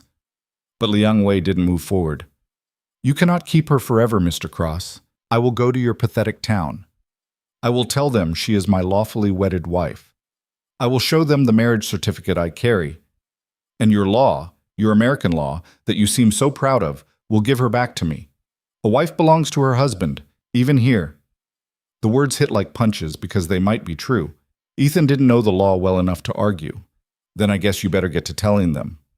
Oh, I will. But first, Liang Wei's smile returned, cruel and knowing. I will make sure everyone in that town knows exactly what kind of woman she is. What she did in San Francisco. The men she... Shut your mouth. Truth hurts, does it? Did she tell you about the merchant's son? The one she seduced to get money for her escape? Or perhaps the lies she spread about me to gain sympathy from weak-minded fools like... Ethan hit him. He didn't plan it, didn't think it through, just dropped the rifle and swung, his fist connecting with Liang Wei's jaw hard enough to send the man stumbling back. Liang Wei caught himself, touched his mouth, looked at the blood on his fingers with something like surprise. Then his expression went flat and cold. You just made a very serious mistake. He came at Ethan fast, and Ethan realized with sudden clarity that this man knew how to fight, really fight. Not the brawling Ethan was used to, all wild swings and grappling. This was controlled, precise, dangerous. Liang Wei's fist caught Ethan in the ribs, driving the air from his lungs. Another blow to his face made lights pop behind his eyes. Ethan swung back, connected with Liang Wei's shoulder, but the man barely seemed to notice. You think you are protecting her? Liang Wei hissed, landing another hit to Ethan's gut that doubled him over. You're just another man who wants to use her. At least I am honest about what she is. Ethan surged up, tackling Liang Wei around the middle. They went down hard, rolling in the dirt. Ethan got on top, managed to land 2 solid punches before Liang Wei twisted, throwing him off with surprising strength. They separated, both breathing hard, circling. Blood dripped from Ethan's nose. Liang Wei's lip was split, his expensive clothes dusty and torn. Stop! Maylene's voice cut through the sound of their ragged breathing. They both turned. She stood on the porch, small and rigid, her hands clenched at her sides. Stop it, both of you. Go back inside, Ethan managed. Maylene, Liang Wei said, his voice shifting to something almost gentle. Almost. Come here. We will go home, and I will forgive this. All of it. The running, the lies, this embarrassment. Come home where you belong. No. The word was quiet but absolute. Liang Wei's face darkened. No? I am not going back. Maylene's voice shook, but she held her ground. I am not your wife, not anymore. I would rather die than go back to you. That can be arranged. Ethan moved before he could think, putting himself between Liang Wei and the porch. You need to leave, now, before this gets worse. Worse for who? Liang Wei wiped blood from his mouth. You have assaulted me, harbored my wife. When the law hears about this, and they will, you will lose everything. Your ranch, your freedom, perhaps your life, depending on how good your judge is. I'll take my chances. They stood there, 3 people locked in a moment that could break any direction. Ethan could feel his heart hammering, could taste blood from where his lip had split. Behind him, he heard Maylene's quick breathing. Liang Wei straightened his jacket with precise, controlled movements. You have made your choice. Live with the consequences. He walked to his horse, mounted smoothly despite the dust and blood on his clothes. I will return with the law, and when I do, she will learn what happens to disobedient wives, as will you. He wheeled his horse and rode off, fast and angry, leaving nothing but dust and the fading thunder of hoofbeats. Ethan stood watching until he disappeared over the rise. Then his legs went weak and he sat down hard on the ground, adrenaline crash hitting him like a wall. Maylene was there instantly, kneeling beside him. "Are you hurt?" "I'm fine." He wasn't fine. His ribs screamed where Liangwei had hit him, his face throbbed, and his hands were shaking so hard he had to clench them into fists. "Are you okay?" "He is gone. You made him leave." She touched his face gently, her fingers coming away bloody. "You fought him. For me." "Yeah, well, I'm not great at watching people get threatened." "Ethan." Her voice broke on his name. "He will come back. With the marshal, with lawyers, with... Let him. You do not understand. The law will side with him. A husband has rights over his wife, even if he, then we'll figure something else out." Ethan looked at her, this woman who'd survived hell and was still standing. "I meant what I said. You're not going back to him. I don't care what the law says. You cannot fight the law. Watch me." She stared at him, eyes swimming with tears. "Why? Why would you risk everything for me?" Because somewhere in the past 2 months, she'd become essential. Because the house felt empty when she wasn't in it. Because her smile was worth more than every acre he owned. Because he was pretty sure he was falling in love with her, and that was terrifying and wonderful in equal measure.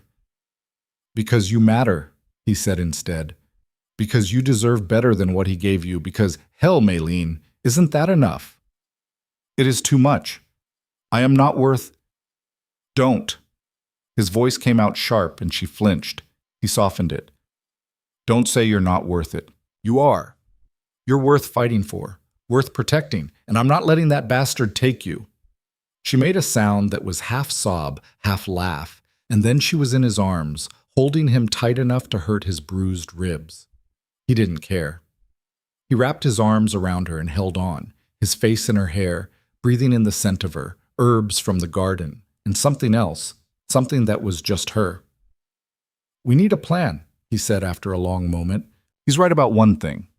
If he comes back with the law, they'll probably side with him. Marriage is marriage in the eyes of the law, and you running doesn't change that. Then what can we do?" Ethan thought hard, running through options. "We could run, take what we can carry, head deeper west or up north to Canada." "And leave your home, everything you have built?" "It's just land." "It is not just land, it is yours. I will not let him take that from you too." "Maylene..." "No." She pulled back to look at him, and there was steel in her eyes now. Fear still, but something harder underneath. "I have run enough. I will not run again. I will not let him make me run." "Then what?" She was quiet for a long moment. There must be a way, some legal way to break the marriage, to make it so he has no claim. "Divorce?" Ethan shook his head. "That takes time, money, and he'd have to agree to it." "Then something else. Anything." Ethan stood slowly, helping her up. His mind was racing. There had to be something, some loophole or legal trick that would protect her. But what? They went inside, and Maylene insisted on cleaning his face despite his protests. She worked carefully, dabbing at the cuts with a wet cloth, her touch gentle. He sat still and let her, watching her face as she concentrated. "I am sorry," she said quietly. "For what?" "For bringing this to your door, for putting you in danger, for..." "Stop apologizing. None of this is your fault. If I had not come here..." "If you hadn't come here, I'd still be half dead in this house, eating burned food and forgetting what it's like to feel human. You didn't ruin anything, Maylene. You made it better." Her hand stilled on his face. "Even now? With him coming back, with all of this? Even now?" She looked at him with those dark eyes, and he saw the exact moment something shifted in her expression. The fear was still there, but something else rose alongside it. Determination, decision. "Then I will stay," she said. "I will fight, however we must. We'll figure it out," Ethan promised, "together." They spent the rest of the day preparing. Ethan checked his rifle, made sure he had ammunition, walked the property line looking for, he didn't know what, weaknesses, approaches, ways someone could come at them unexpected. Maylene stayed in the house, but he could see her through the windows, pacing, thinking. When he came in for dinner, she'd made food, but neither of them had much appetite. They picked at the meal, tension strung tight between them. "He will go to Thornfield first," Maylene said finally, "to the marshal, to show his marriage certificate and make his claim." "Probably." The town already does not like me. They will believe him. Some will, but not all. Beth Harmon won't. And there's a few others who know you're decent. That will not be enough. She was right, and they both knew it. Ethan pushed food around his plate, his mind working the problem from every angle. Legal options were limited. Running was possible but meant giving up everything. Fighting was... Wait. An idea sparked, fragile and half-formed. He turned it over, examining it from all sides. What if you weren't his wife anymore? Maylene looked up. I am trying to... No, I mean, what if you were married to someone else? Bigamy's illegal. If you were already married to another man, his claim wouldn't hold. She stared at him. Ethan, you cannot marry someone who is already married. It does not work that way. But if we claimed you weren't married to him, that the marriage wasn't legal or valid, and you married me instead. He was thinking out loud now, the idea gaining shape and weight. We could argue that his marriage was fraudulent, that you were coerced, and that your marriage to me is the legal one. Would that work? I don't know. Maybe. It's better than nothing. You would marry me? Her voice was small. To protect me from him? Yes. That is too much to ask. You're not asking. I'm offering. Maylene stood abruptly, pacing to the window. This is insane. We barely know each other. You would tie yourself to me legally, make yourself responsible for all of this just to keep you safe, just to give you a fighting chance. Ethan stood too, moving closer but not touching. I know it wouldn't be a real marriage. Not like that. But on paper, it would give us grounds to fight him. And maybe, if we're lucky, it would be enough. She turned to face him, and her expression was complicated. And if it does not work? If the law still sides with him? Then at least we tried. You could lose everything. I already lost everything once, survived it. I can do it again. He met her eyes. But I can't stand by and let him take you. I won't. Maylene's eyes filled with tears. This is not what you signed up for when you hired me. No, Ethan agreed. It's better. That surprised a wet laugh out of her. Better? How is this better? Because you're here. Because the house feels like a home again. Because I wake up in the morning and there's a reason to get out of bed that's not just duty. He took a breath. Because somewhere along the way you stopped being just help and started being important. Really important. She was crying openly now, tears tracking down her face. Ethan, I'm not asking you to love me, he said quickly. I'm not asking for anything except the chance to keep you safe. The rest, we can figure out later. Or never. Whatever you want. But marry me, Maylene. Let me stand between you and him. Please. She crossed the distance between them in 2 steps and kissed him. It was desperate and messy and tasted like tears. And it was the best thing Ethan had felt in 3 years. He froze for a second, shocked, then kissed her back, his hands coming up to frame her face. She made a small sound against his mouth, her hands fisting in his shirt, pulling him closer. When they broke apart, they were both breathing hard. I do love you, Maylene said fiercely. I did not mean to. I tried not to. But I do. I love you, Ethan Cross, and yes, I will marry you. Not just for protection, not just for safety, but because I want to. Because you are the first good thing to happen to me in 10 years, and I am not letting him take that away. Ethan's chest felt too full. You love me? Yes, you fool. Why else would I stay? Why else would I work so hard to make this house perfect? Why else would I... She stopped, shaking her head. Yes, I love you. I love you too, he said, and the words came out rough and raw but true. I think I have for a while now. I just didn't want to... I didn't think I could... She kissed him again, softer this time. We are both fools, she said against his mouth. Yeah, he agreed. But we're fools together. They stood there in the kitchen, holding each other while the lamp burned low and the world outside went dark. Tomorrow they'd have to face Liang Wei and the law and all the ugliness that was coming. But tonight they had this, each other, and the promise of something worth fighting for. We should go to Thornfield first thing in the morning, Ethan said eventually. Find the minister. Get married before Liang Wei can make his move. Will a minister marry us? With the questions around my previous marriage? We'll make him understand. And if he won't, we'll find someone who will. Beth might know someone. Maylene nodded against his chest. I'm afraid. Me too. But you will not leave me? Never. She looked up at him, and in her eyes he saw trust. Fragile, hard-won, precious trust. Then I am ready for whatever comes. They went upstairs together, stopping at her door. Ethan kissed her forehead. Try to sleep. Tomorrow's going to be rough. You too. But neither of them slept much.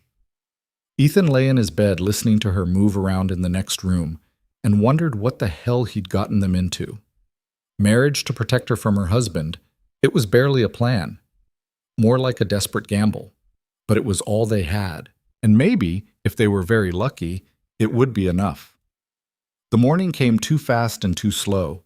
Ethan was up before dawn, dressed in his one good shirt, the one he'd worn to Sarah's funeral and hadn't touched since. It smelled like cedar from the trunk. He brushed at it uselessly, trying to make himself presentable. Maylene came down in her new dress, her hair carefully arranged. She looked beautiful and terrified. Ready? He asked. No, but we do not have a choice. They rode to Thornfield in the wagon, the sun climbing behind them, painting the sky gold and pink. It should have been a beautiful morning. Instead, it felt like riding toward a cliff edge. The town was just waking up when they arrived. Ethan drove straight to Beth Harmon's shop, and the seamstress opened the door in her nightdress, hair still in braids. Ethan, Maylene, what on earth? We need your help, Ethan said, and we need it now. Beth listened to this whole story, her expression cycling through shock, anger, and fierce determination. When Ethan finished explaining their plan, she nodded sharply. Reverend Mills won't do it. He's too concerned with propriety. But old Pastor Chen, you remember him, Ethan? He retired last year, but he's still ordained, and he owes me a favor. She looked at Maylene. He's Chinese too. He'll understand. Can you get him? Now? Give me 20 minutes. Beth was back in 15 with an elderly Chinese man who moved slowly but had sharp, intelligent eyes. He listened to Maylene speak in rapid Chinese. Ethan caught maybe one word in 10, and his expression softened. She says her first marriage was made under duress, Pastor Chen said, in accented but clear English. That the man hurt her badly and she fled. Is this true? Every word, Ethan said.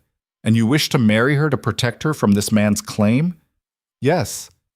And because I love her, Pastor Chen studied him for a long moment. Love is a good reason. Protection is a necessary one. Together, they might be enough. He pulled out a worn Bible. Do you have witnesses? I'll witness, Beth said immediately. They stood in Beth's front room, morning light streaming through the windows, and Pastor Chen performed the quickest wedding Ethan had ever heard of. The words blurred together, formal and strange. Ethan repeated his vows in a voice that only shook a little. Mylin's voice was steady and clear, her hand tight in his. I now pronounce you man and wife, Pastor Chen said. Ethan kissed her, quick and chaste, because it felt like what you did, but the look in her eyes said everything that mattered. They were married. Beth hugged them both, tears in her eyes. I'll spread the word, she said. Make sure everyone knows before that monster can start his lies. Thank you, Maylene said, for everything. Hush. You're family now. We take care of our own. They left Beth's and went straight to the marshal's office. Better to face this head on than wait for it to come to them. Marshal Porter was just unlocking the door. He looked up, saw them, and his mustache twitched with displeasure. Cross, Mrs. He stopped. What do you want? Need to file some paperwork, Ethan said. Marriage license. Just got married this morning. Porter's eyes went wide. You, what? Married. Pastor Chen performed the ceremony. Beth Harmon witnessed. It's all legal and proper. You married her? Porter looked between them, confusion and disapproval warring on his face. The Chinese woman? Her name is Maylene Cross now, Ethan said, and felt fierce satisfaction at the way Porter's face went red. And yes, we're married. Need it recorded official. Porter sputtered for a moment, then seemed to pull himself together. There's a man looking for her, came through yesterday evening, said she's his wife. She's my wife, Ethan said flatly. As of this morning. He's got a marriage certificate from San Francisco, says she ran out on him. That marriage was invalid, made under duress. This is her legal marriage now. You can't just... That's not how it works. Then how does it work, Marshall? Because from where I'm standing, I've got a wife I just married, legal and proper, and some stranger is claiming otherwise. Seems to me that's his problem to prove, not mine. Porter looked like he wanted to argue, but couldn't quite figure out how. He's not going to accept this. He doesn't have to accept it. He just has to live with it. This is going to cause trouble. It's already trouble, Ethan said. We're just making sure we're on the right side of it. Porter stared at them both, clearly wishing this was anyone else's problem. Finally, he sighed. I'll file the paperwork. But when he comes back, and he will come back, don't expect me to choose sides. Wouldn't dream of it, Ethan said dryly. We'll handle our own problems. They left the marshal's office with the marriage license filed and official and walked back to the wagon. Townspeople were starting to emerge, going about their morning business. Ethan saw the stares, heard the whispers starting. Let them talk. He had what mattered. Maylene climbed up onto the wagon seat and he settled beside her. Before he could take up the reins, she leaned over and kissed his cheek. Thank you, she said quietly. For all of it. Nothing to thank me for. We're in this together now, for real. For real, she agreed and smiled. They rode home as husband and wife, the sun climbing higher, the prairie stretching endlessly around them. Somewhere out there, Liang Wei was plotting his next move. Somewhere, trouble was brewing. But on this wagon, in this moment, Ethan Cross felt something he hadn't felt in 3 years. Hope. Pure and simple and strong. And sitting beside him, her hand resting on his arm, Maylin felt it too. The confrontation came 2 days later, and it came with a lawyer. Ethan was fixing the water pump when he heard the wagon. 2 horses this time, moving at that deliberate pace that said official business. He straightened, wiping grease from his hands, and watched them approach. Liang Wei sat beside a thin man in a black suit, holding a leather case like it contained weapons. Which, in a way, it probably did. Maylene appeared in the doorway. It is him. I know, stay inside. No. She came down the steps, moving to stand beside him. I am your wife now. We face this together. He wanted to argue, wanted to keep her safe behind walls and locked doors, but the set of her jaw said that time was past, so he just nodded and took her hand. Her fingers laced through his, tight and trembling. The wagon stopped 20 feet away. Liang Wei climbed down first, then the lawyer, who adjusted his spectacles and surveyed the ranch with obvious distaste. Mr. Cross, the lawyer said, his voice dry and precise. My name is Howard Blackwell. I represent Mr. Liang Wei in the matter of his wife's unlawful abandonment and your interference in their marriage. She's not his wife, Ethan said. She's mine, got the papers filed and everything. Blackwell's thin lips pressed thinner. Yes, we've heard about your hasty ceremony. I'm afraid it changes nothing. Mr. Liang possesses a valid marriage certificate from San Francisco, dated 8 years prior. Your marriage, contracted while she was still legally bound to him, is void. The San Francisco marriage was made under duress. It's invalid. Do you have proof of this duress? Ethan glanced at Maylene. She was pale but steady. Show him, she said quietly. She let go of Ethan's hand and stepped forward, rolling up her sleeves to expose the scars on her wrists and arms. Then, with deliberate precision, she turned and lifted her hair. A long pale scar ran down the back of her neck, disappearing beneath her collar. These are my proof, she said, her voice carrying despite its quietness. Rope burns, knife cuts. Burns from cigarettes when I displeased him. Shall I show you more? I have plenty. Blackwell's expression didn't change, but something flickered in his eyes. Discomfort, maybe. Or just the calculation of how this would look in front of a judge. Liang Wei stepped forward. Those scars proved nothing except that she was a disobedient wife who required correction. No court will fault a husband for maintaining order in his home. Correction? Ethan's voice came out low and dangerous. You call torture correction? I call it marriage, something you clearly know nothing about.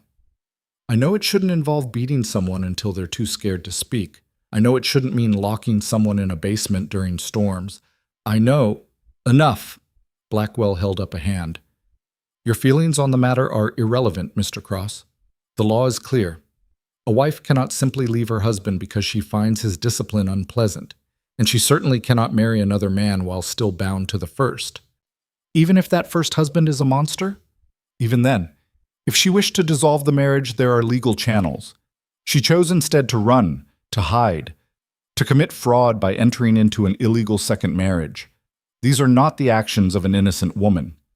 Maylin's hand found Ethan's again, gripping hard. He could feel her shaking. So what are you proposing?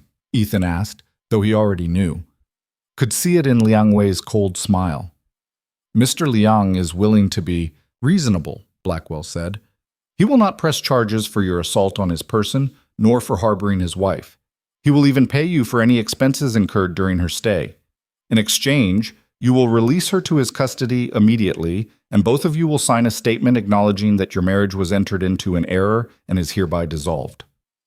And if we refuse, then we proceed with legal action, Mr. Ling will file charges of assault, theft of property, his wife being that property under law, and fraud related to your false marriage. You will lose this ranch, Mr. Cross. You will likely spend time in prison, and in the end, she will still return to her lawful husband, but you will have nothing left. The words landed like blows. Ethan felt Maylin's grip tighten until her nails bit into his palm. That's not happening, Ethan said. Blackwell sighed. Then you are a fool, Mr. Liang is resources. I don't care if he owns half of San Francisco. He's not taking her. Liang Wei spoke, his voice silk over steel. You are making this so much harder than it needs to be. She is nothing to you, a woman you have known barely 2 months. Why throw away your life for her? Because she's worth it. Because she's my wife, the real one, and I protect what's mine. How noble. How utterly pointless. Liang Wei took a step closer. But let me tell you what will happen, Mr. Cross. I will take this to court. I will bring witnesses who will testify to her character or lack thereof. I will describe in explicit detail every indiscretion, every act of disobedience, every reason she needed to be disciplined. By the time I am finished, no one will see her as a victim. They will see her as what she is, a deceitful woman who seduced a lonely rancher to hide from her responsibilities. That's a lie. Is it? You took her into your home within hours of meeting her, gave her work, shelter, eventually your name. What did she offer in return? What did she do to earn such devotion? The implication in his voice was poisonous. Ethan's fists clenched. Careful. Or what? You will hit me again, please do. It will only strengthen my case. Liang Wei smiled. You cannot win this, Mr. Cross. The law is on my side. Morality is on my side. All you have is sentiment and a rifle you are too civilized to use. You don't know what I'm capable of. Don't I? Liang Wei's eyes were flat and cold. I know men like you. You follow rules. You believe in justice. You think if you just fight hard enough, righteousness will prevail. But the world does not work that way. The world belongs to men like me, men who take what they want and crush anyone who stands in their way. Not this time. A new voice cut through the tension. Actually, I think Mr. Cross might be right about that. They all turned. Beth Harmon stood at the edge of the property, and she wasn't alone. Pastor Chen was with her, and behind them, a handful of townspeople. Walt Morrison, looking uncomfortable but present. The blacksmith, arms crossed. Even Marshal Porter, though he looked like he'd rather be anywhere else. Beth walked forward, her chin up, eyes blazing. I couldn't help but overhear. Carries quite well across the prairie, doesn't it? Blackwell's expression soured. This is a private matter, T. Nothing's private when you're threatening decent people. Beth looked at Liang Wei with undisguised disgust. I've heard what you did to her. Seen the scars. If that's your idea of a marriage, then your marriage was invalid the moment you raised your hand to her. The law, Liang Wei started. The law doesn't account for everything, Pastor Chen said quietly, moving to stand beside Beth. I performed the marriage ceremony between Mr. Cross and Mrs. Cross. I stand by its validity. Mrs. Cross came to me in fear and faith, seeking protection from a man who hurt her. I will testify to that in any court. Liang Wei's eyes narrowed. You would lie for her? For them? I would tell the truth, which is more than you seem capable of. Morrison stepped forward, his bulk somehow reassuring. I got no love for scandal, but I got less for men who beat women. Mrs. Cross. He nodded to Maylene. She's done nothing but work honest since she got here. Can't say the same for everyone. He looked pointedly at Liang Wei. This is absurd, Blackwell said. Your personal feelings cannot override legal fact. Mr. Liang has a marriage certificate. Obtained through what means? Beth challenged. Did he buy her from her family, threaten them, force her into it? Because that happens more than you'd like to admit, Mr. Blackwell, especially to immigrant women with nowhere to turn. Maylene spoke suddenly, her voice clear. He paid my uncle $200. I was 17 and had no say. My uncle needed the money, and Mr. Liang wanted a wife who would not question him. That was our marriage, a transaction. That is legal under California law, Blackwell said. Legal doesn't make it right, Marshal Porter said, surprising everyone. He looked uncomfortable, but he stepped forward anyway. I've been thinking about this, about what constitutes a valid marriage. And seems to me if a woman's forced into it, can't really call it valid. Not in any real sense. That is not your determination to make? Maybe not. But it'll be a judge's determination. And I know Judge Harrison over in Helena. Known him 20 years. He's got daughters, 3 of them. Don't think he'll take kindly to hearing about a man who beats his wife and calls it correction. Liang Wei's face had gone hard and tight. You are all fools. You think you can stand against the law? Against contracts and certificates? I will bury you all. You can try, Ethan said, but you'll have to go through all of us to get to her, and I don't think you've got the stomach for that kind of fight. For the first time, uncertainty flickered across Liang Wei's face. He'd expected isolation, expected the town to side with law and order over a Chinese woman they barely knew. Instead, he faced a wall of people who'd decided that sometimes the law was wrong. Blackwell saw it too. His expression shifted, calculating odds. Mr. Liang, he said quietly, perhaps we should reconsider our approach. No, but Liang Wei's voice had lost its certainty. You are outnumbered, outmaneuvered. If we proceed to court with this many witnesses willing to testify against you, the outcome becomes uncertain. Judges are unpredictable, especially in frontier territories where letter of law sometimes bends to local sentiment. I paid you to win, and I am trying to prevent you from losing spectacularly. Blackwell turned to Ethan. Perhaps we can reach an arrangement. We're listening, Ethan said, not lowering his guard. Blackwell pulled out papers from his case. Mr. Liang is prepared to dissolve the marriage, sign a legal separation that acknowledges the union is terminated. In exchange, he requires certain assurances. What kind of assurances? That Mrs. Zhao, Mrs. Cross, will never speak publicly about their marriage, that no charges will be filed against him for past indiscretions, and a sum of $500 to compensate him for the loss of his wife's labor and the expense of tracking her down. 500, Ethan started. No. Maylene stepped forward. I will not pay him a single cent. I owe him nothing. Actually, Beth said thoughtfully, I think he should pay you for 8 years of labor under duress, for medical expenses related to injuries sustained, for emotional suffering. I'd say that's worth, at least $1,000. Liang Wei's face went purple. This is ridiculous. Is it? Beth smiled sweetly. Mr. Blackwell, I'm sure you're aware that in some jurisdictions, wives can sue their husbands for negligence and abuse. Wouldn't that be an interesting case to bring before Judge Harrison? Blackwell's expression said he'd walked into a trap he hadn't seen coming. He pulled Liang Wei aside and they spoke in low, heated tones. Ethan watched, his heart pounding, barely daring to hope. Finally they turned back. Liang Wei looked like he'd swallowed glass. I will dissolve the marriage, he said through gritted teeth. No payment either direction. But she signs a statement that she will never contact me or make claims against me again. And you sign one saying the same, Beth said immediately, including a clause that if you ever come within 100 miles of her again, the settlement is void and she can pursue damages. Liang Wei's jaw worked. He wanted to refuse. Ethan could see it in every line of his body. But Blackwell was whispering urgently in his ear, and slowly the fight drained out of him. "Fine," he spat. "Draw up the papers." It took an hour. Blackwell wrote out the agreement in his precise legal hand while they all waited in tense silence. Maylene sat on the porch steps, and Ethan sat beside her, their hands linked. The townspeople stayed, a silent wall of support. When the papers were ready, Blackwell read them aloud. The marriage between Liang Wei and Meilin Zhao was hereby dissolved by mutual consent.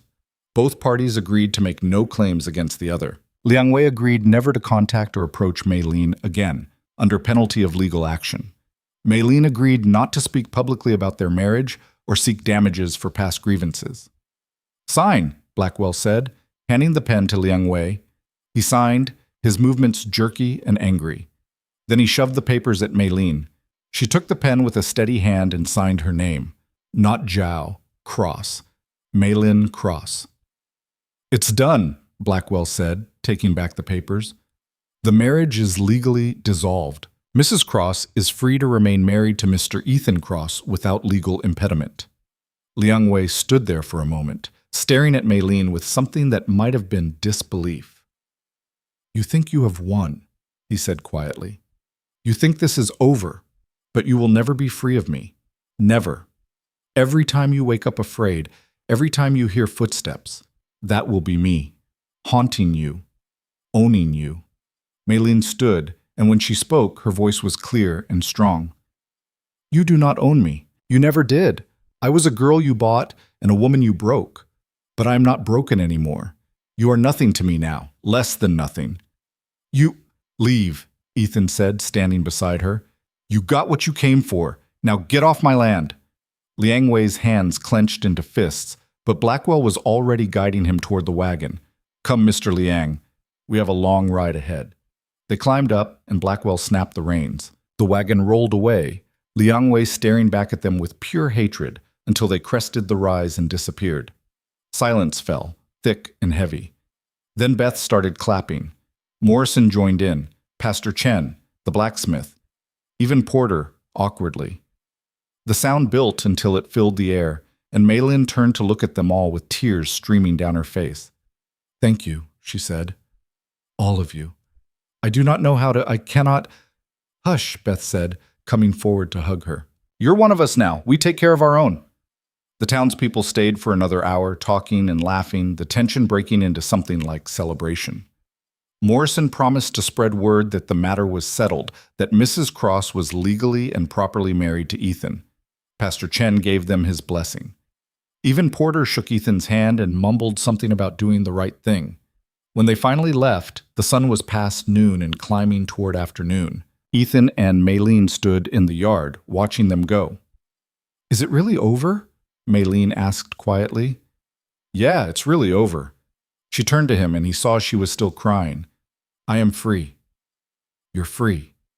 She kissed him then, not desperate like before, but deep and slow and full of promise. When they broke apart, she was smiling through her tears. "I love you," she said. "I love you too."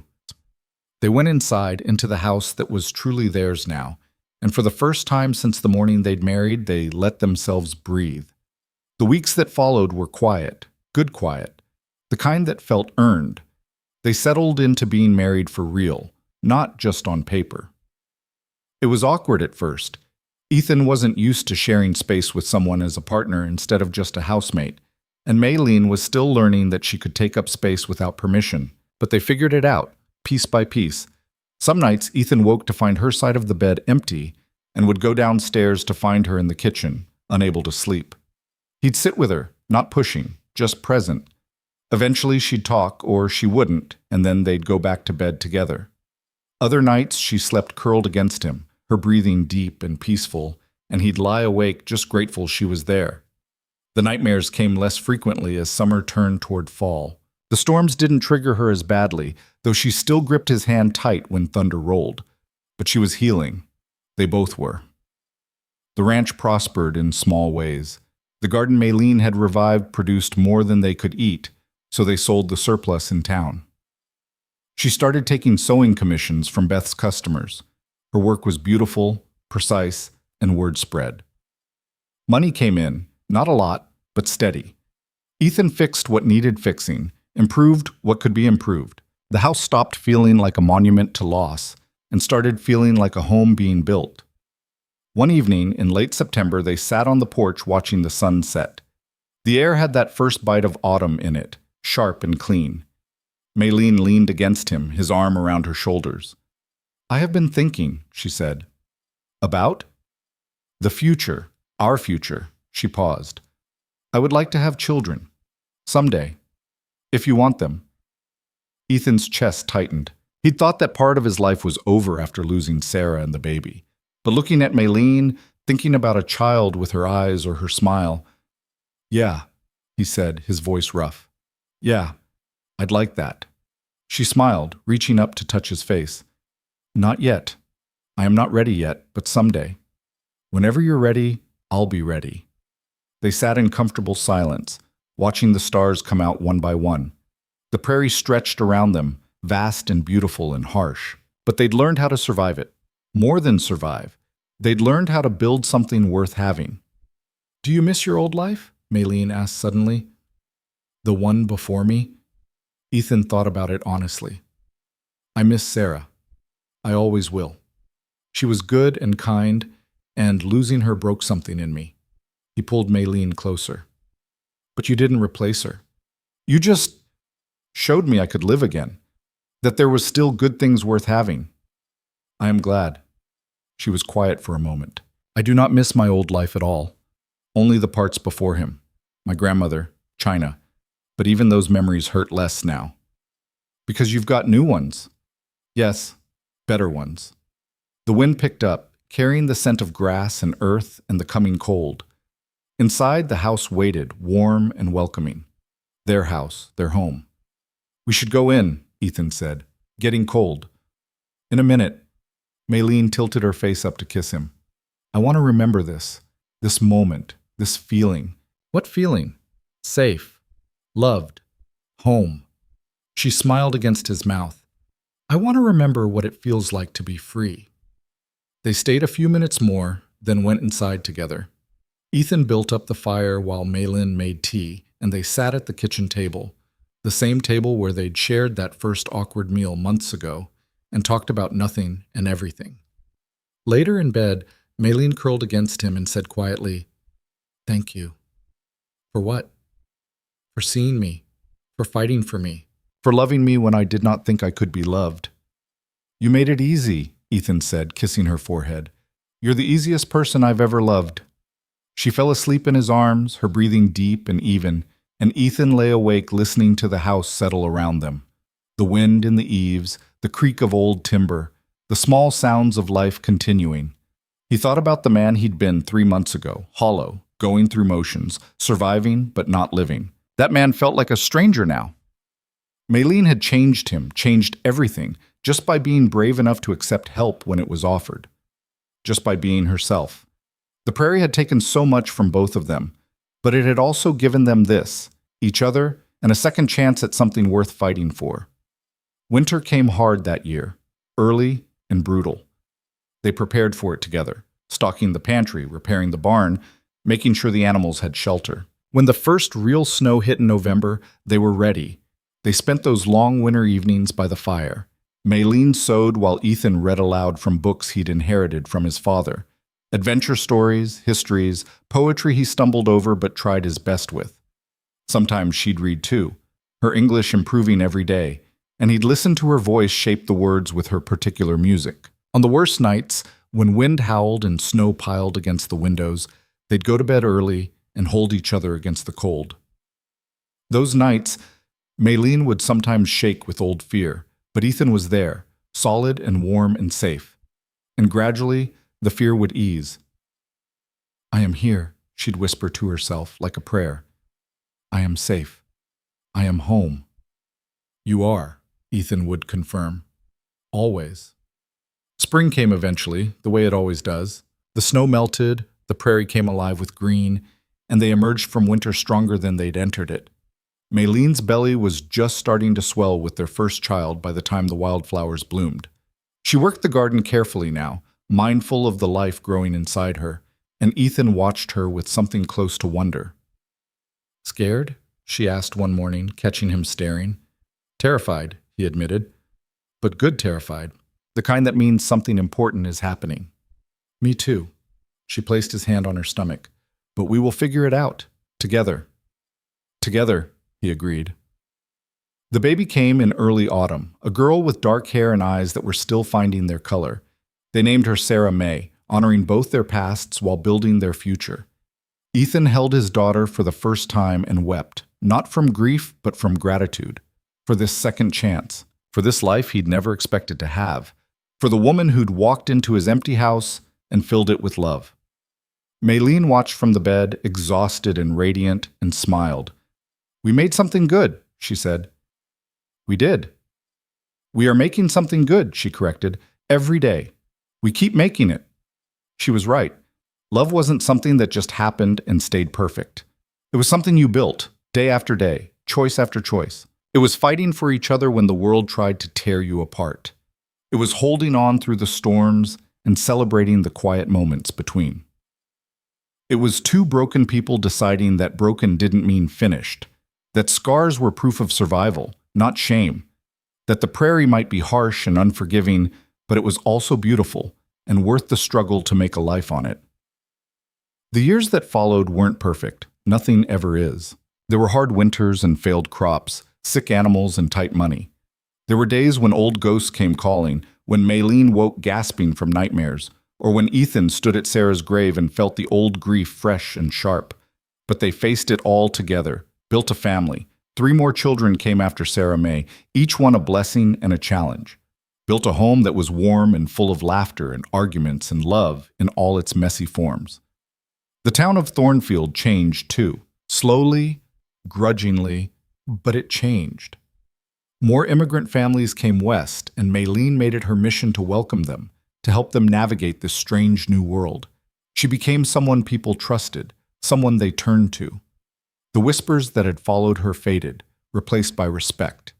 Ethan watched her grow into herself, watched her become the woman she'd always had the potential to be when fear wasn't crushing her spirit. She was fierce and kind and funny and stubborn, and he loved every version of her. On their 10th anniversary, they stood on the same porch where he'd first offered her safety. The ranch was thriving now, the garden lush, the house full of children's noise even at this late hour. "Did you ever think," Maylene said, leaning against the railing, "when you rode into town that day that this is where you would end up?" "No," Ethan said honestly. "I thought I was hiring help, maybe finding someone to make the house less empty. And instead I found everything." He pulled her close. "Found you. Found a reason to wake up every morning that wasn't just duty. Found out I could love again, even when I thought that part of me was dead."